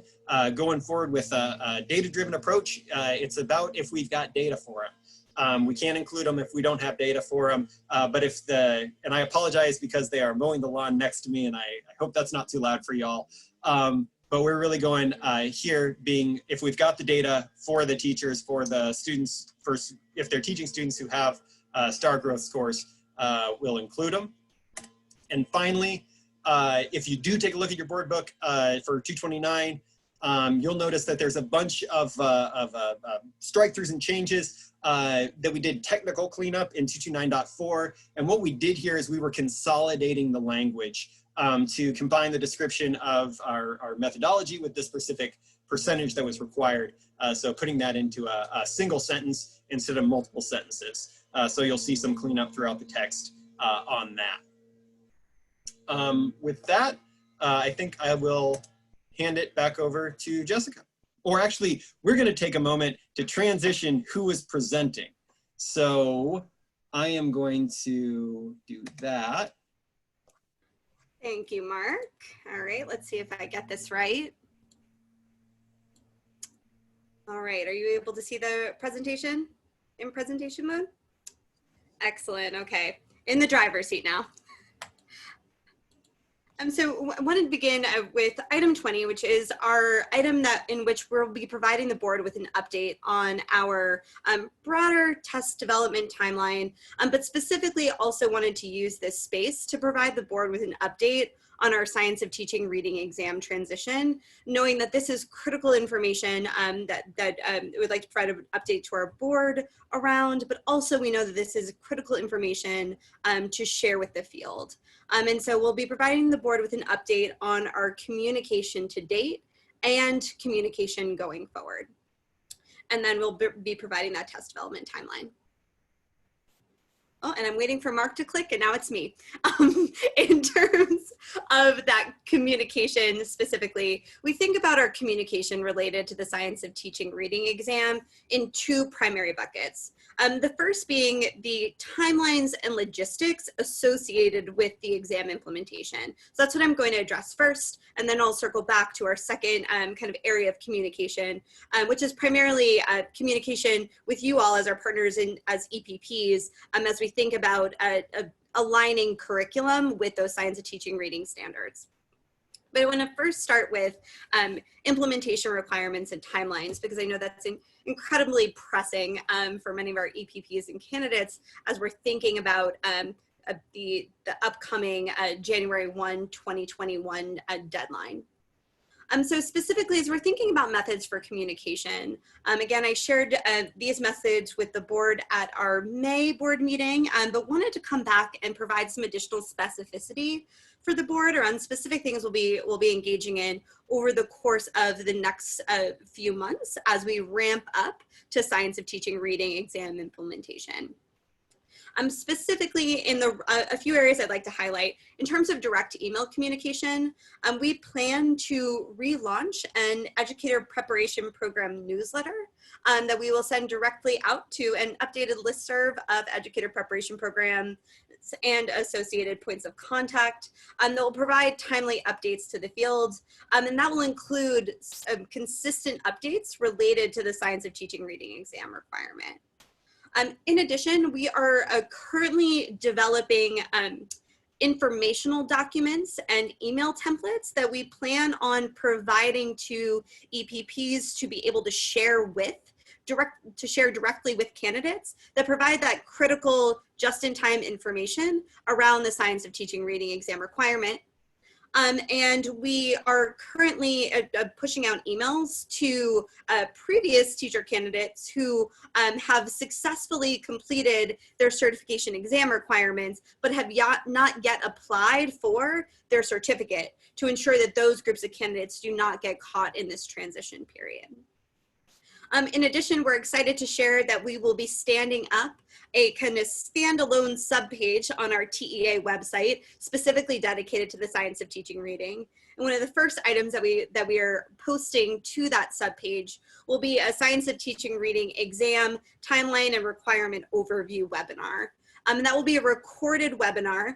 It's similar to the topics that I have shared in previous summer convenings. Some of the slides I'm going to share with you next are also included in that webinar. But the intention there is for that webinar to be a tool for EPPs as you all think through the Science Teaching Reading exam requirements, but also a tool that we hope that we've crafted in a way that it can be shared directly with candidates to provide them an overview of the timelines and requirements as well. So we're hoping it's a tool that can also be shared directly with those candidates who we know need that clear, user-friendly information around this requirement.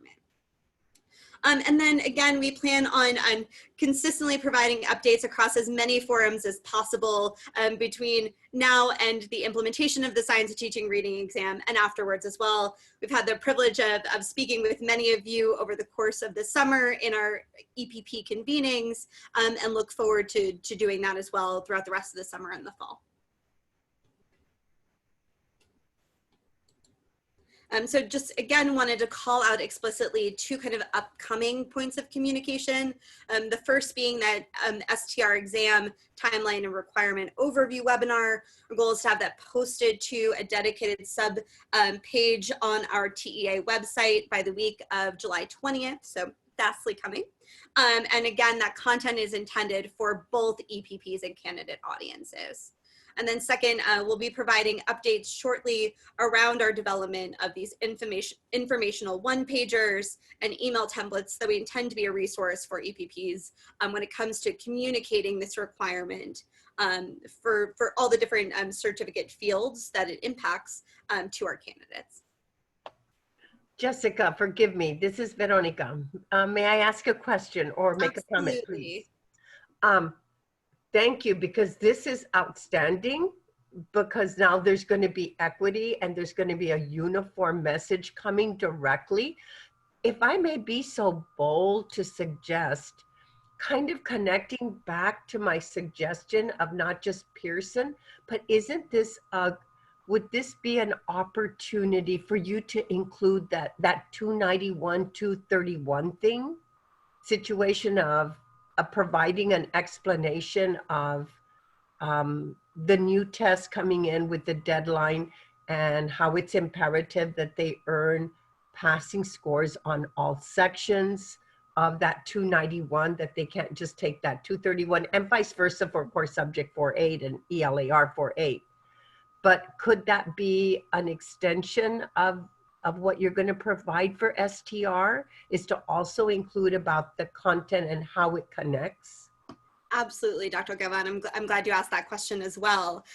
So we do intend in those informational one-pagers, because we know that it's critical that candidates don't just know that they have to take the science teaching reading exam now, but have an understanding of how that exam then has a ripple effect on the other exams that they take in their broader portfolio that leads towards standard certification. So we will certainly add clarity around the rationale for the transition from 291 to 391, making it clear for candidates that they're not being double tested on that science of teaching reading exam content, but we'll certainly also add those specifications around the timelines related to those. And I think it would help us, because it's not, I think it's trying to view things within the context in which it is occurring. And currently, because of COVID, and there's so many myths and misconceptions, and people start posting things on Facebook, and that way, if there's a very clear message, not that programs can't do it or universities, because we're all working round the clock to do our best, but I think if it is posted and it's uniform, it's not, well, I heard, or someone told me, or my sister told me, or my friend told me. It's more coming, here it is, it's clear, it's information coming from TEA, not that we're not providing it, but it being posted and available and convenient with any time, anywhere convenience of technology that perhaps might avoid. So it's more of a preventive measure for TEA, because your phone's going to be ringing off the hook with people saying, well, I heard, but my program said. And so to avoid all that, there's enough going on, perhaps adding some information on that webinar. It would be really helpful to everyone, to the candidates, to the programs, and to TEA as well. Absolutely, I 100% agree. I think the more that we can ensure that we have clear, consistent, user-friendly information across as many channels as possible. We recognize kind of the scale of the impact of the Science of Teaching Reading exams. We recognize the sheer number of candidates that we produce annually that fall within one of these 5 certificate fields. And so we want to ensure that we're providing as many resources, supports, avenues of communication as we possibly can in partnership with you all to ensure that candidates have a clear understanding of what this requirement is, what it isn't, how it impacts other areas of their kind of certification processes, to make sure that you know, what we do not want is candidates caught in a transition unawares. And so the more that we can get that information out, the better. And so I really appreciate the feedback. As folks are, as we continue to have this conversation, if there's other recommendation, other lines of communication that we should be reflecting on or leveraging as we move forward over the course of the next few months, knowing, gosh, with the way that COVID-19 has impacted time, I feel like it's going to be December before we know it. And so I think that your feedback and collaboration is always greatly appreciated. Thank you. Absolutely. So I did want to, because I like to capitalize on any opportunity possible to pause and share these 3 slides. I think I see them in my dreams now when I go to sleep. But I did want to pause and circle back to our 3 transition slides. And you'll also see these in the webinar that we're putting together. But just wanted to take a second to circle back to kind of our 3 transitional groups of candidates that we think about when we think about the implementation of the Science of Teaching Reading requirements. And the first group, and the one that I think is probably most on all of our minds currently, are those teacher candidates who may be issued a standard certificate prior to the Science of Teaching Reading exam taking effect on January 1, 2021. So these are candidates who will have completed their educator preparation program requirements, passed all required certification exams, including their content pedagogy exam, such as their core subjects EC6 and the PPR. They've completed their fingerprinting requirements and applied for their standard certificate in ECOS, including submitting all their certification fees, and whose EPP has recommended them for certification. And if all of that prior to 12/30/2020, they'll be issued that standard certificate without the Science of Teaching Reading requirement. So one thing to note is that this certification pathway applies to all teacher candidates who meet those specifications, including those teacher candidates who were issued the waiver probationary certificate in the summer of 2020. So those candidates have not yet achieved their standard certificate. And so that it's really imperative for those candidates to take and complete their certification exam requirements, close out any other requirements or standing steps in the process to ensure that that standard certificate gets issued. Because if that standard certificate does not get issued prior to 12/30, they will be required to take that Science of Teaching Reading certification exam due to the statutory requirement. And this is the area that I think that we're thinking pretty consistently about, knowing the timeline to launch of the Science Teaching Reading exam. So this is the area that we'd love to continue to collaborate with you all to think about how we can get that message out to the field. Candidates who may be on that waiver probationary certificate, candidates who are graduating at the end of this fall, and candidates that may have previously been served by your program who are out there who have not yet been issued their standard certificate, who may fall in this bucket.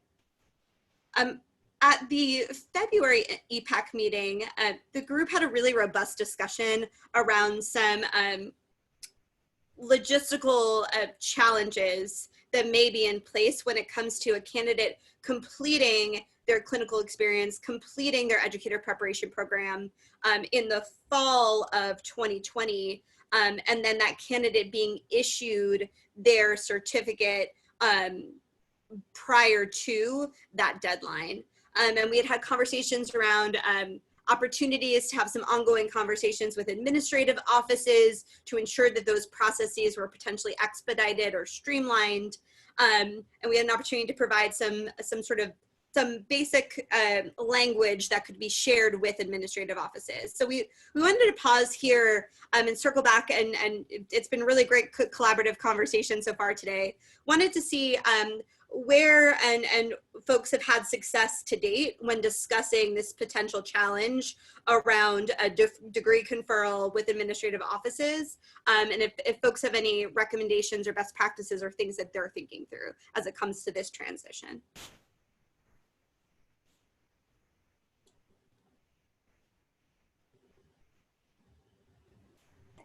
Hi, this is Patrice again. We've had a really great conversation with our registrar's office, and they are willing to work with us to confer degrees and post to transcripts as soon as possible when the semester's over and to meet the deadline. So, you know, who knows if it's all actually going to be able to happen with all of, you know, the steps that have to occur for that. But, you know, our advising center's ready to go. They're the ones who do all the checking, requirement checking and kind of certifying. And then the registrar actually has to do the conferring and putting onto transcripts.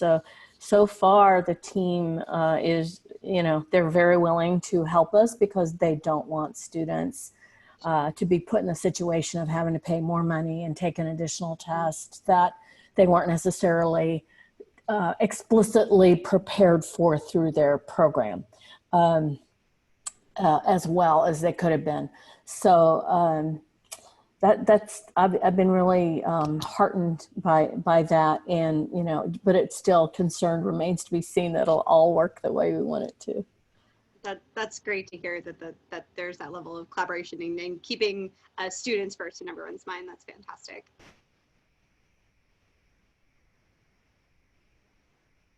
Any other reflections on challenges or continued roadblocks potentially folks are encountering and leverage the wisdom of the group to think through potential ways to address?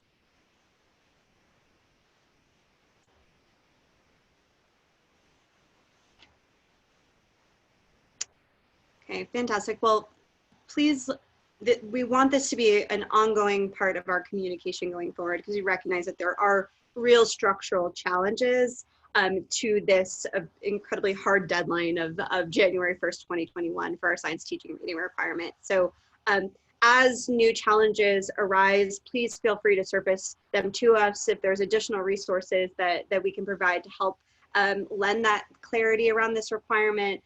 We're happy to work in collaboration to ensure that clarity is out there. I did want to take a second to pause on the other two kind of transitional groups that we're thinking about. And this second group are those candidates that really are engaging, who are being prepared throughout this transitional year. So these are candidates that are pursuing their standard certification during the 2020-2021 academic year. So during this transitional year, these teacher candidates will be required to take and pass the STR exam for issuance of their standard certificate after January 1, 2021. So the STR exam itself will be available for candidates to take beginning January 2nd of 2021. And all teacher candidates pursuing their standard certification will be required to take the exam after that date if they're pursuing certification in one of those HB3 impacted fields. For the 2020-2021 academic year, teacher candidates that are being prepared in a traditional IHE, they'll be required to pass the content pedagogy, STR exam, and the PPR and/or at TPA for issuance of their standard certificate. So during the transition year, the pathway for our candidates who are prepared through our IHE traditional routes mirrors our final pathway. The one area of note is for our teacher candidates who are being prepared in alternative certification programs. They will be required to take their content pedagogy exam prior to their intern certification and the STR and pedagogy exam prior to issuance of the standard certificate. So here there's a little bit of a change why I've starred the science teaching reading exam because this represents a little bit of an alternate certification pathway to what will be required going forward. So first thing I want to note is that candidates who are issued the waiver intern certificate for the 2020-2021 academic year will not be required to take the content pedagogy exam prior to issuance of their intern certificate. And second, the star next to that STR exam notes that candidates who were issued their intern certificate prior to January 1, 2021, will then be required to take that exam during their internship and prior to standard certification. This is different from the final certification pathway that's implemented after January 1, 2021, in which the STR exam will be required for issuance of the intern or probationary certificate. So finally, for both our traditional IHE and alternative certification candidates who complete all their certification requirements prior to 12/30/2020, but were not issued a standard certificate prior to the deadline, will be required to take that science of teaching and reading exam for issuance of their standard certificate. So the follow through from the conversation we just had on the previous slide. And the last group, this represents that final pathway to certification that we've discussed. So the pathway that will be implemented for all candidates who are pursuing certification in an HB3 impacted field, pursuing intern certification, probationary certification, or standard certification after January 1, 2021. So candidates prepared through a traditional IHE route will be required to take their content pedagogy STR and PPR or EdTPA certification exam for issuance of their standard certificate. And our candidates who are pursuing certification through alternative certification will be required to take both that content pedagogy and STR exam prior to issuance of their intern certificate and the PPR or EdTPA prior to issuance of their standard certificate. For candidates who are also pursuing supplemental certification areas, we're really encouraging those candidates to work with you all in partnership to determine where those supplemental certificates fall in their pathway. And again, these will be this certification pathway will apply to all of those certificate fields that were impacted by House Bill 3.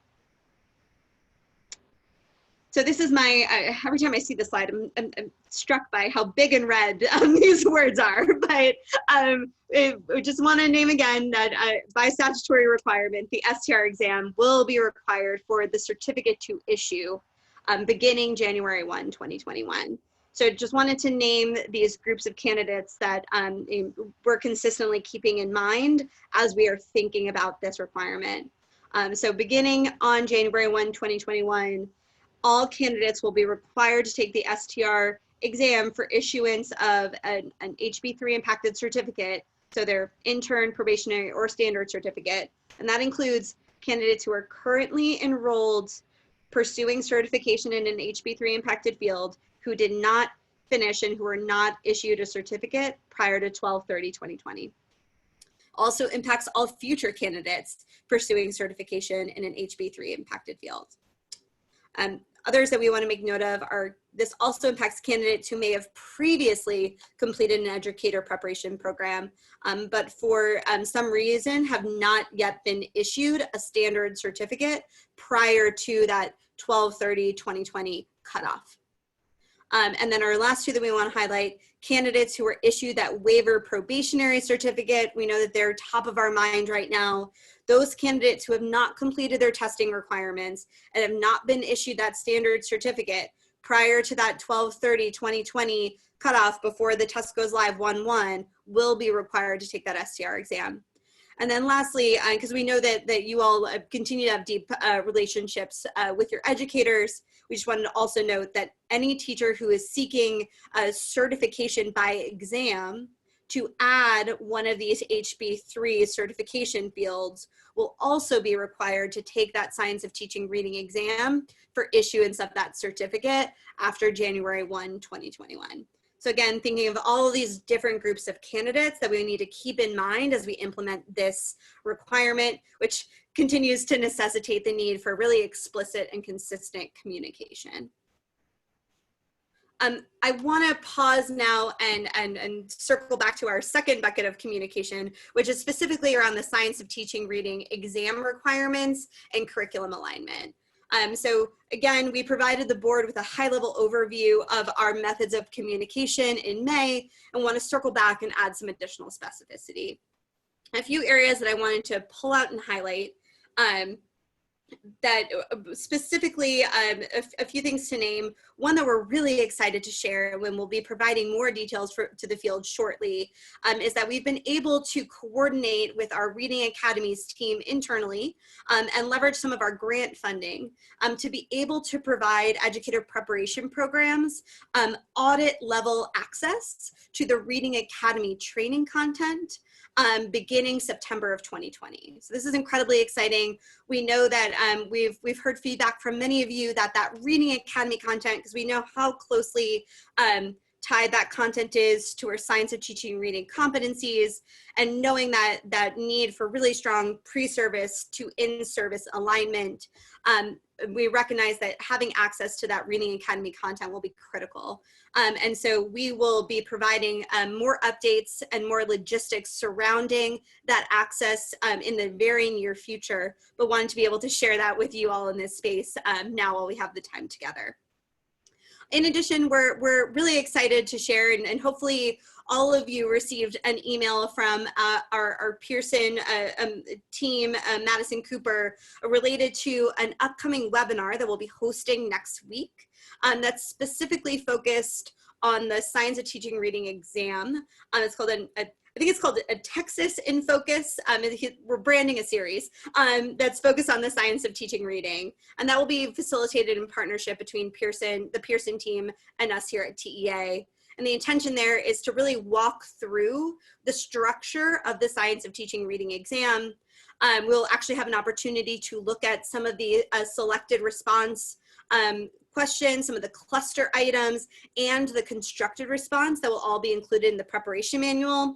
So it gives us that initial view into the content of the exam itself, and there'll be plenty of opportunities to ask additional questions. And we anticipate that we intend for that webinar to kick off a series of webinars over the course of the summer and fall. Subsequently, we'll do some deeper dives into the content underlying the components of the Science of Teaching Reading exam as well. And that will be facilitated by our team here at TEA. And then lastly, as I shared, as the Science of Teaching Reading preparation manual becomes available in September of 2020, we will be posting that to our STR page on the TA website, as well as it lives on our program page.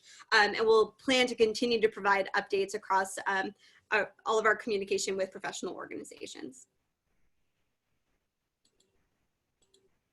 And this is just another plug for that webinar. So again, it is July 16th at 9 a.m. And there is a link to register. I am going to copy and paste this, or if maybe one of my colleagues can, since I just realized I'm still sharing, and put it in the chat so that folks are able to register if they haven't yet had that communication shared with their email inboxes. And we really encourage folks to share this also with faculty on your teams who are being charged with the design and refinement of our science teaching reading curriculum. We strongly encourage that. Thanks, Mark. I just saw you post that in the chat. Appreciate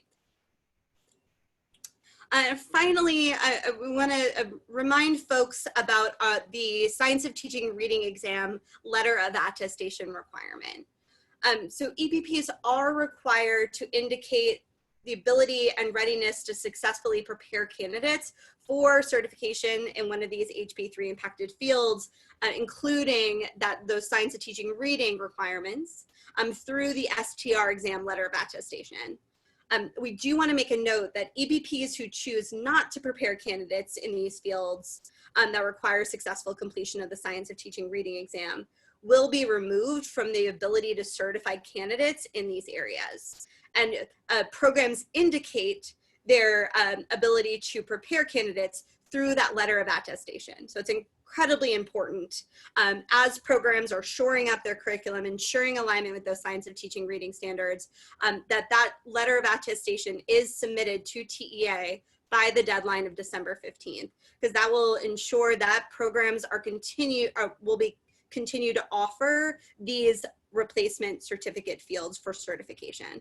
So want to stress, if your program has not yet submitted that letter of attestation, we encourage you to do it as soon as possible. To date, 67 out of 127 programs have submitted that letter of attestation. A thumbs up from Mark, great. If you have questions about that letter of attestation, what it means for your program, please feel free to reach out to your program specialist. They can provide additional context. If you're thinking in your head, I don't know where that letter of attestation went in my email inbox, reach out to us and we'll be happy to share it with you again.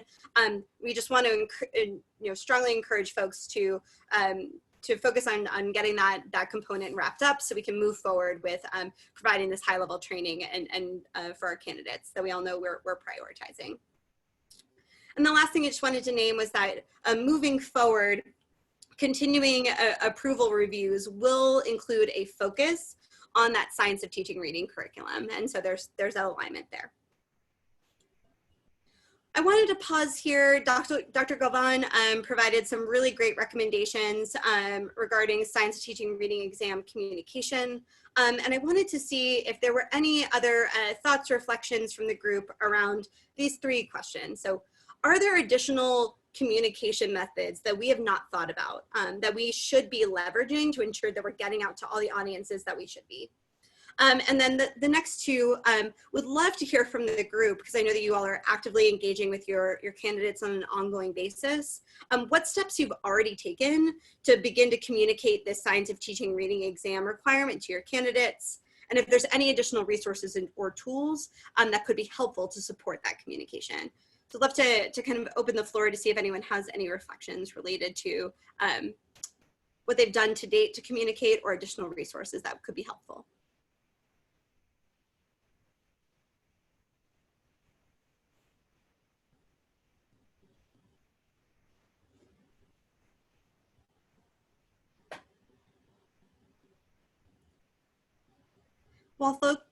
While folks are reflecting, I did have one question in the chat that I wanted to address. So the question is, will candidates who pass the STR also be required to participate in reading academies once they are hired by a district? It's a great question. And I think one of those potential areas that folks are still unclear in the field. And so as we're thinking about communication, this is one area that is going to be included in every one of our FAQ documents. So the answer is that candidates who take the science teaching reading exam requirement will be required to also participate in the reading academies. That was specified in the House Bill 3 legislation itself, that dual requirement. So the requirement for pre-service candidates to demonstrate proficiency on the science of teaching reading exam for certification, and the requirement for candidates in-service teachers to participate in and complete their reading academies. So that again was specified in statute itself, that those are both requirements. We look forward to continue to having conversations. We've been in pretty deep collaboration with our Reading Academies team here at the TEA, and we'll be looking forward to potentially sharing some updated news around future webinars where we can talk more around pathways for educator preparation programs to take a real active role in potentially facilitating that Reading Academy content. So we're excited to have that conversation in the very near future, but in the current requirements in statute, STR exam is a requirement, Reading Academy training completion is a separate requirement.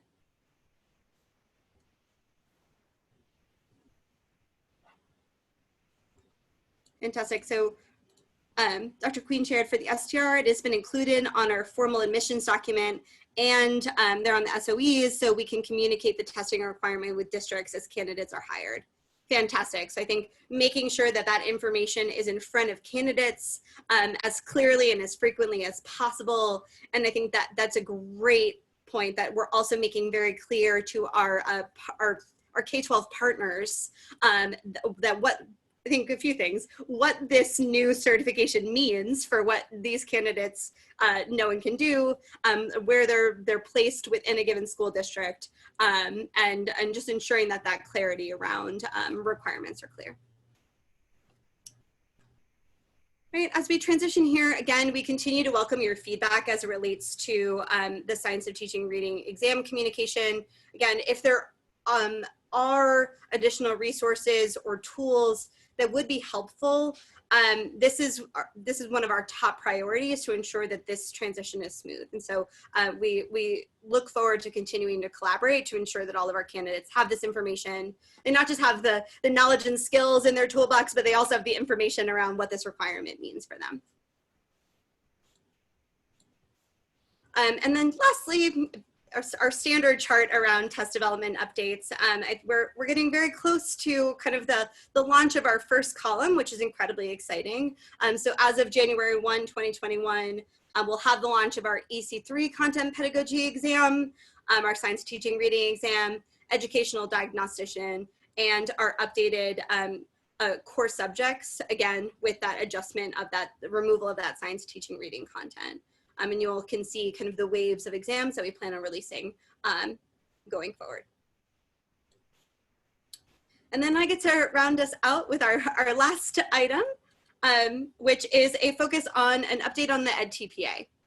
And so we wanted to, we recognize that as we come to the end of July, we are just now rounding out our first year of EdTPA pilot implementation. So we wanted to be able to share with the board in this July meeting a high-level update of where we've been and the outcomes of our first year EdTPA pilot implementation. But knowing that as we're still codifying and finalizing the data, we had some of our final rounds of portfolio submissions just a few days ago. And so we want to be able to provide the board with that kind of final data, which we will share with the board at our October meeting.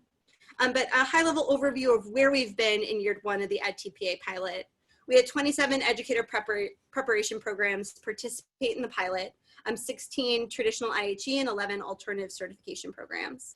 And these 27 programs and many, many other programs across the state engaged in extensive collaboration and support. We were able to provide regional trainings and webinar series that were facilitated by EdTPA National Academy members. And those trainings were open to all educator preparation programs and had some really great turnout and really fruitful conversation. There was monthly webinars that were provided for our pilot programs. Educate Texas, an excellent partner, facilitated separate communities of practice in which educator preparation programs got to come together, problem solve, think about areas of their practice and learn from each other and refine. And then we were able to offer in this first year of implementation stipends for candidates and for mentor teachers as they engaged and implemented EdTPA. So in terms of those high-level outcomes from year one, what we were able to accomplish in this first year, again, I think one of the things that we consistently stress as we think about this EdTPA pilot is that we really emphasize that word pilot. And really knowing that in a pilot, it's really an opportunity for us to learn collectively, learn those lessons, and build our collective capacity. And so really just want to recognize all the programs across the state that spend hundreds of hours in that kind of collective capacity building space. We had over 400 candidates complete portfolios, and those are representative of 15 handbooks or 15 content areas in which candidates were certified. Specifically, as of our first round of data submissions, we had 408 portfolio submissions from 16 EPPs. Again, I just say hot off the presses, we're now closer to 444, which is incredibly exciting. These, as I shared, these portfolios are representative of 15 subject-specific handbooks.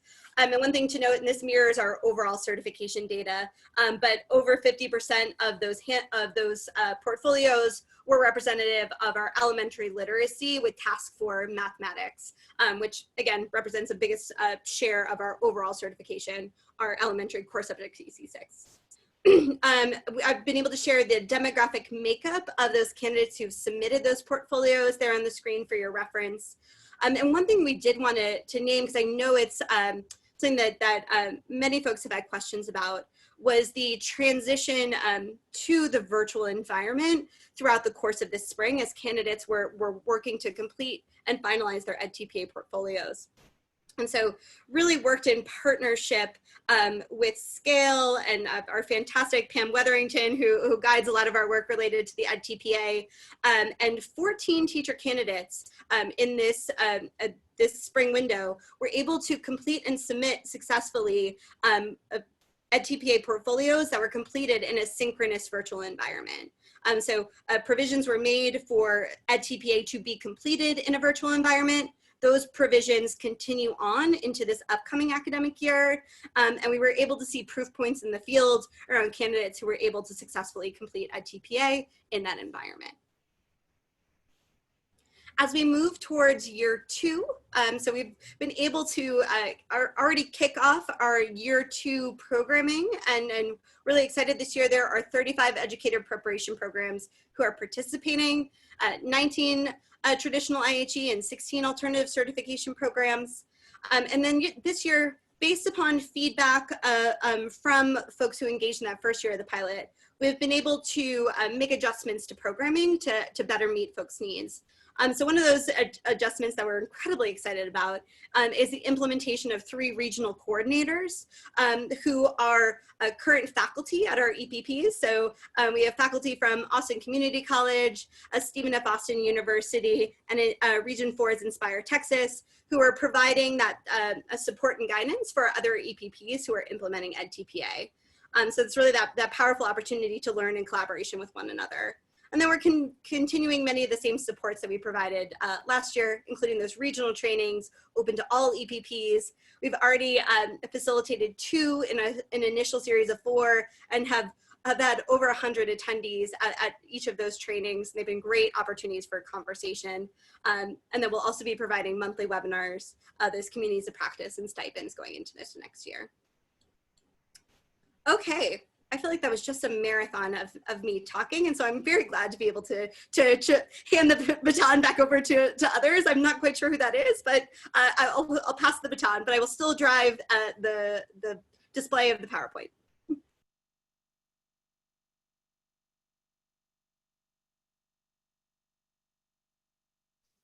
When in doubt, I will speak up. So this had been requested a while back, and we've been doing this for a while now, just to kind of give y'all a snapshot of us upcoming SBEC rulemaking.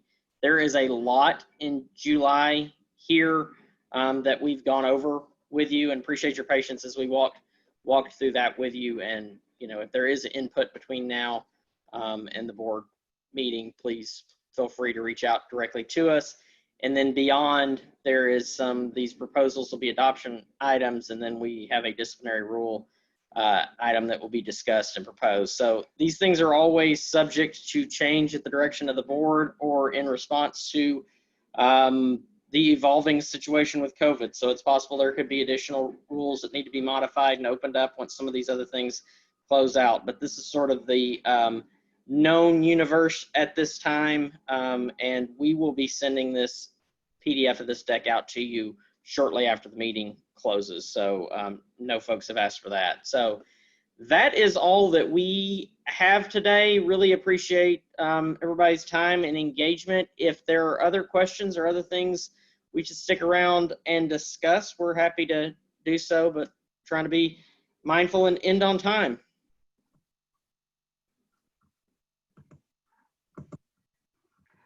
Ryan, I have a couple of quick questions for you.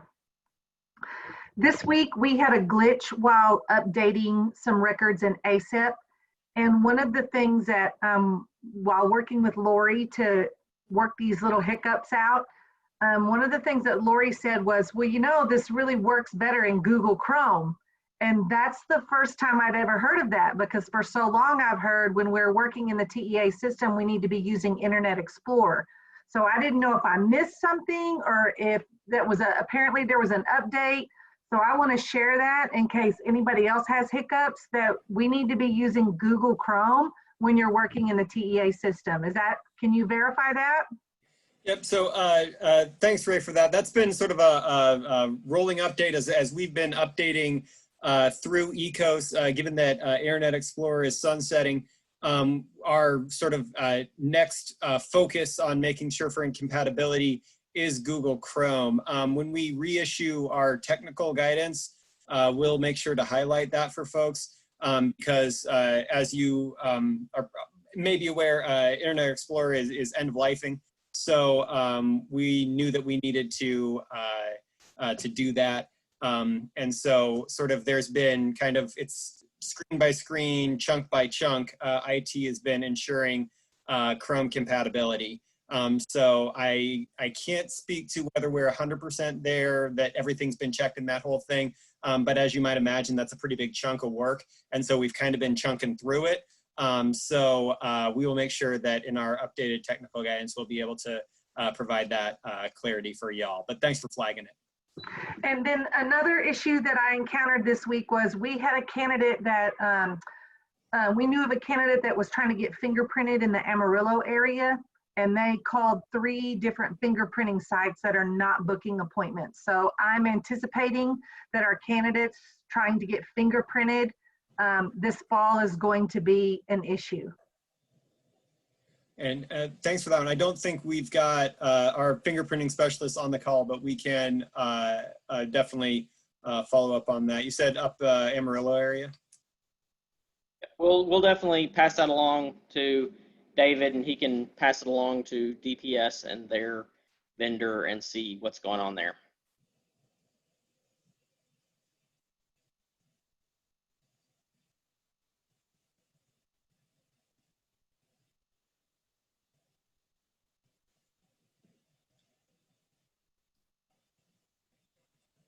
All right, it is 12:01. The board book has a ton more information in it.